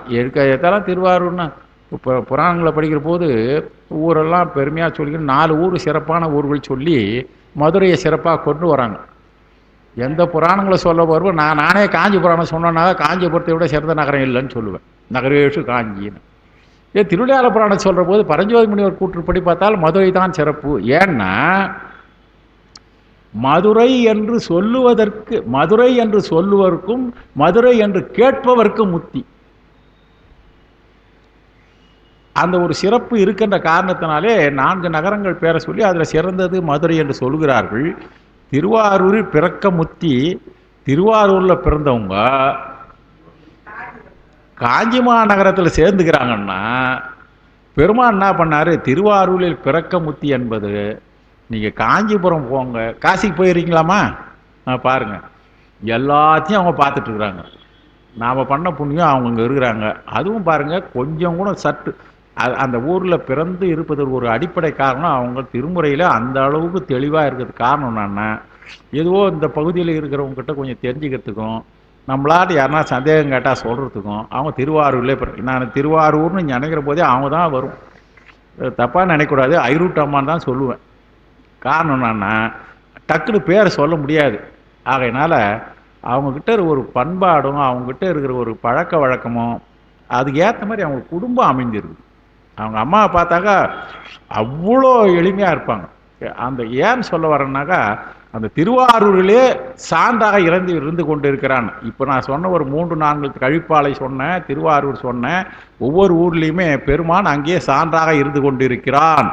ஆக சிவத்தலங்களிலே பெருமான் சான்றாக இருந்து கொண்டிருக்கிறான் என்ற செய்தி மகிழ்ந்து அன்பர் மாகாளம் செய்ய மகளிர் மகிழ்ந்தம்பரமாகி நின்றார் மகிழ்ந்து அங்கம் ஒன்றாகி நின்ற உமை பங்கர் ஒற்றியூர் ஒன்றாகி நின்ற உமை. இங்க பாருங்க 2 ஊர் பேரை சொல்றாரு. அதுல ஊர் பேரா என்ன செய்தின்னு பார்க்கலாம். மகிழ்ந்து அன்பர் மாகாளம், மகிழ்ந்து அன்பர் மாகாளம் என்றால் ஆகாமத்தை குறிக்குது. மாகாளம் என்பது ஆகாயம், எல்லாம் வானமே பெரிது என்பது எல்லாருக்கும் பெரிய மாகாளம். அன்பர் மகிழ்ந்து அன்பர் மாகாளம், இந்த மாகாளத்துக்கு நான் தவறாக சொல்லிட்டேன்னு நினைக்கிறேன். மகிழ்ந்து அன்பர், இந்த மாகாளம் என்ற முதல்ல வருகிற மாகாளம் பெரிய எக்காலம் என்னும் சின்னம் ஊதுதல். மாகாளம் ஊதுதல், இந்த மாகாளம் என்பதற்கு பெரிய எக்காலம், ஒரு கருவி, ஒரு பெரிய கருவி இருக்கும். சிவபெருமான் வருகிற போது ஊதுவதற்கு உண்டான கருவி. பெரிய எக்காலம் என்னும் சின்னம் பிடிக்க மகளிர் மகிழ்ந்து அம்பரமாகி. இந்த பெருமான் எங்க வந்து இந்த மாதிரி பண்ணாருன்னா ஆகாயத்தின் ஊடாக போறாராம். இந்த முதல்ல நம்ம ஆகாயம் என்ற சொல்ல முன்ன வச்சுக்கணும். ஆகாயத்திலே அன்பர்கள் பெரிய எக்காலம் என்கின்ற ஒரு சின்னத்தை பிடிக்கும்படியாக ஒரு பெரிய ஆரவாரத்தோடு இப்போ எலெக்ஷனுக்கு அந்த மனு தாக்கல் செய்கிற போது போகிறாங்க பாருங்க, அதே ஞாபகம் வச்சுங்க. ஒரே அமக்கலமாக போகிறாங்க. யாராக இருந்தாலும் 2 பேர் தான் வரணும். அதுலேயும் 5 பேர் 6 பேர் வந்துடுறாங்க. நம்ம விதி விலக்கில் போகிறவங்க தான் எப்பவுமே அதிகமாக இருப்பாங்க. அது கிடக்கட்டும். ஆக ஆகாயத்திலே பெருமான் பெரிய எக்காலம் என்கின்ற சின்னத்தை ஊதி செல்லுகின்ற பொழுது மகளிர் பெண்கள் எல்லாம் மகிழ்ந்து அவரை பார்த்த உடனே ஒரு பெரிய ஆனந்தம் ஏற்பட்டு, ஆனந்தம் என்றாரே, ஆனந்தம் ஏற்பட்டு விட்டால் என்ன செய்கிறோம் என்பது தெரியாமல் செய்வார்கள். ஆடுவார் அன்பர் கூடுவார் தாளம் போடுவார் ஐயே மெத்த கடினம் ஊனதடிமை ஐயே மெத்த கடினம் பொய்யாத பொன்னம் பலத்து ஐயா இருக்குமிடம். அப்படியே போயிட்டே போவது. ஆக பெருமானுடைய திருவருளை சேர்ந்தவென்றால் அந்த ஆனந்தத்திலே அவர்கள் என்ன செய்கிறோம் என்று தெரியாமல் ஆனந்தமா பரவசத்திலேயே வந்தால் ஆடுவார். அது மகிழ்ந்து அம்பரமாகி என்றால் இந்த அம்பரம் என்ற சொல்லுக்கு அவர்கள் தம்முடைய ஆடையை கூட அணிந்து விட்டு ஆடை நெகிழ்வது தெரியாமல் நின்றாராம். அம்பரமாகி நின்றார். அம்பரம் என்றால் மகிழ்ந்து நின்றார். மகிழ்ந்து மகிழ்ச்சியினாலே இருந்து அங்கம், அங்கம் என்றால் இந்த உடம்பு, கடைசியில் உடம்பு ஒன்றாகி நின்ற உமை பங்கன். அந்த பெருமான் ஒன்றாகி உமை ஒன்றாகி நின்ற உமை பங்கர். உமை பங்கர் நல்ல பொருள் சொல்ல வேண்டியதில்லை. உமையம்மையை ஒரு பாகத்தில் உடையவர். ஒற்றியூர், இந்த முதல் வருகிற ஒற்றியூர் தலத்தை குறிக்கிறது, திருவொற்றியூர் தலத்தை குறிக்கிறது. ஒன்றாகி நின்ற உமை, ஒன்றுதல் உடையீராகி, பெருமாடத்திலே இந்த கடைசியில் வர ஒன்றாகி அங்கம் ஒன்றாகி நின்ற உமை பங்கர். பெருமான் என்ன பண்றாரு? உமைக்கு உமை ஒரு பாகம் கொடுத்தாரு இல்லையா? அதனால் உமை தன்னுடைய பாகத்திலே ஒன்றாக நின்ற உமையை பக்கத்திலே உடையவர். ஒற்றியூர் என்கின்ற தலத்திலே ஒன்றாகி நின்ற உமை என்றால் இந்த உமை என்பதற்கு உம்மைன்னு அர்த்தம். இந்த உமை என்பதற்கு உண்மை என்றாக என்ன சொல்றதுன்னா, ஒன்றுதல் உடையீராகி. முதல்ல ஒன்றாகி என்றால் இடப்பாகத்தை குறிக்குது, உமை ஒரு பாகர். அடுத்து இருக்கிற ஒன்றாகி என்பால் ஒன்றுதல் உடையீராகி நின்ற உமை. இந்த உமை என்பதை இன்னும் இம்மு கொஞ்சம் வரைய சேர்த்துக்க, ஒற்று மகர ஒற்று உம்மை. பெருமான் என்ன பண்றாரு, உம்மை மகிழ்ந்து அன்பால் மகிழ்ந்து உமக்கு உதவியாக இருப்பார் என்றால், ஒற்றியூரிலே இருக்கிற பெருமான் திருநாமத்தை ஓதுகின்றவர்களுக்கு அடியார்களுக்கு மகிழ்ந்து இருப்பார் என்கின்ற ஒரு குறிப்பை நமக்கு சொல்றார்.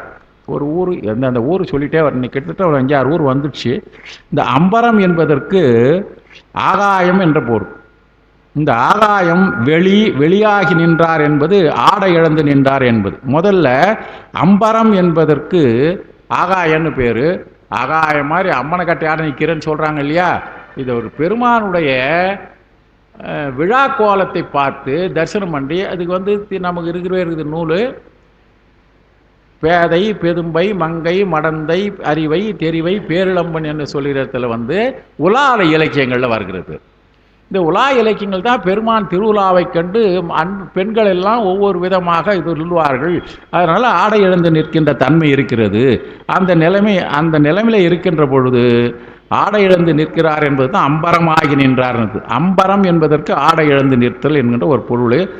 உம்மை அன்பர் ஒன்றுதல் உடையாராகி மகிழ்ந்து பெரிய எக்காலம் என்னும் சின்னம் பிடித்து. பெருமான் கூடவே போனா எல்லாம் போறாங்களே, நானும் போறேன் நீயும். அதனால தான் ஆடுவார் அன்பர் கூடுவார் என்ற போது ஒன்னோட ஒன்று போய் மக்களம் பண்ணின்னு ஒன்றும் இல்லாத இன்னைக்கு 200 ரூபா 500 ரூபா 400 ரூபாய் என்பது எதுதோ சொல்லிங்கிறாங்க. இதுக்கெல்லாம் போய் ஜனங்க இது பண்ணிக்கிறாங்களே. பெருமானுடைய மீது ஒரு பற்று ஆகிவிட்டு பாசத்தை விட்டு போறவங்களுக்கு அந்த என்ன நடக்குதுன்னே தெரியாத போய் நின்றார்களாம். அப்படிப்பட்ட தன்மை உடையவர்களுக்கு செய்வது அறியாமல் அதனை இழந்து நின்றார்கள். அவங்க என்ன செய்கிறோன்னு தெரியாது இழந்து நின்றார்கள். உமை ஒரு குழந்தை, நம்ம குழந்தை அழுதுன்ற போது ஒரு தாய் ஒரு குழந்தையை காப்பாற்றணும்னு போகிற போது என்ன நடந்தாலும் நடக்குதுன்னு தெரியாது எவ்வளோ இருக்குது. சாதாரணமான உலகியலிலே இருக்கிற நிலைமையே இருக்குது. அருளியலுக்கு எவ்வளோ இருக்கும் அந்த பெருமானுக்கிறாங்க.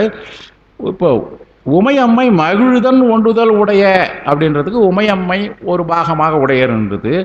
நீர் ஒற்றியூரிலே ஒன்றுதல் உடையீராகி உள்ளீர்.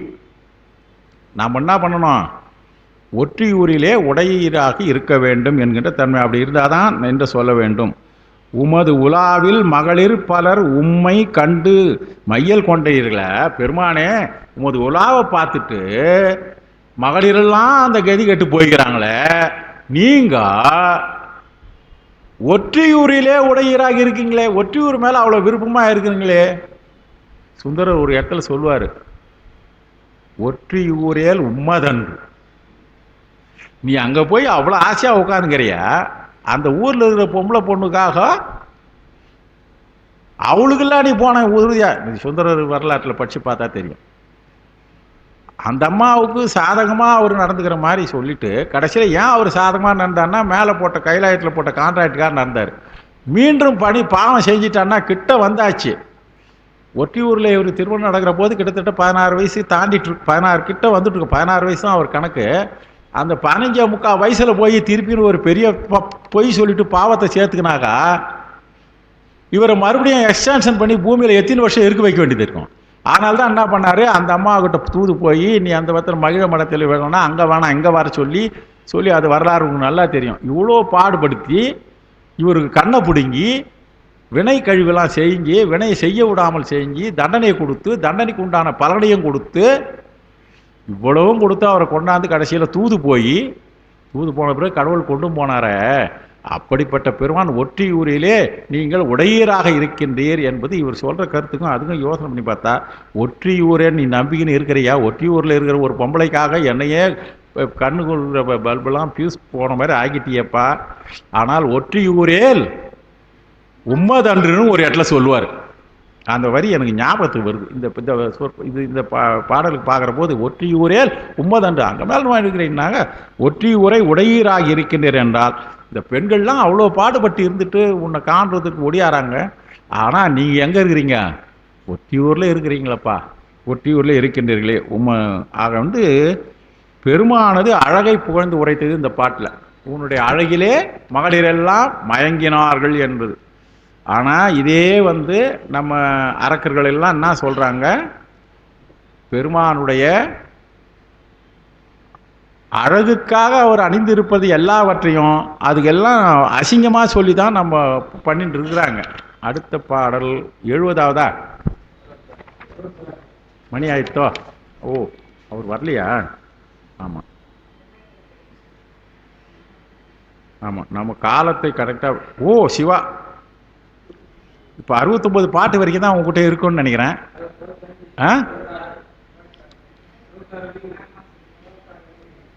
66 வரைக்கும் இருக்குதா? இப்போ நம்ம 68 முருகா, நான் ஒரு ஏடு தள்ளிட்டேன் பழகுது. இல்லை வேண்டாம், இதுக்கு மேலே நம்ம போகிறதுக்கு முறையில்லை. ஏன்னா சொன்னால் அரைகுறையாக வேகமாக போனாலுமே விவேகமற்றது. ஏன்னா தெளிவாக சொல்ல முடியாது. எதுவோ கொஞ்சம் இன்னைக்கு கொஞ்சம் இதுவாக இருந்தாலும் புரிய ஒரு மாதிரி சொல்லி சில செய்திகளை சொல்லி, ஏன்னா காலத்துக்கு ஏற்ற மாதிரி போக வேண்டியன்ற காரணத்தினால செய்திகளை சொன்னேன். இதுவரையும் இருந்து கேட்ட உங்கள் அத்தனை பேருடைய திருவடிகளையும் வணங்கி, அரைய முக்கான்னு சொன்னது 7-2 ஆகி போச்சு. ஆனாலும் நீங்களும் உட்கார்ந்து அது வரைக்கும் பரவாயில்ல, அடாது மழை பெய்தாலும் விடாது இருங்கன்ற மாதிரி இருந்தீர்கள். அது வரைக்கும் நிகழ்ச்சி நாளை கரெக்டாக 6:45 முடிச்சுடுறேன். நீங்கள் அத்தனை பேரும் அவசியம் வர வேண்டும் என்று சொல்லி இருட்டோம். நான் அங்கேருந்து ஒரு இது வரும், அவராக இருந்தாக போதும் பண்ணிவிடுவார். அந்த தம்பி ஏதோ பணியில் இருக்கலாம், அவர் ஏதோ இருக்கிற பணியில் இது வேற செஞ்சிட்ருக்காரு. ஆகையினால நான் 65 முடிந்திருக்குது இல்லையா, 66 நாளை தொடரும். மகிழ்ச்சி. தென்னாடுடைய சிவனே போற்றி, எந்நாட்டவர்க்கும் இறைவா போற்றி.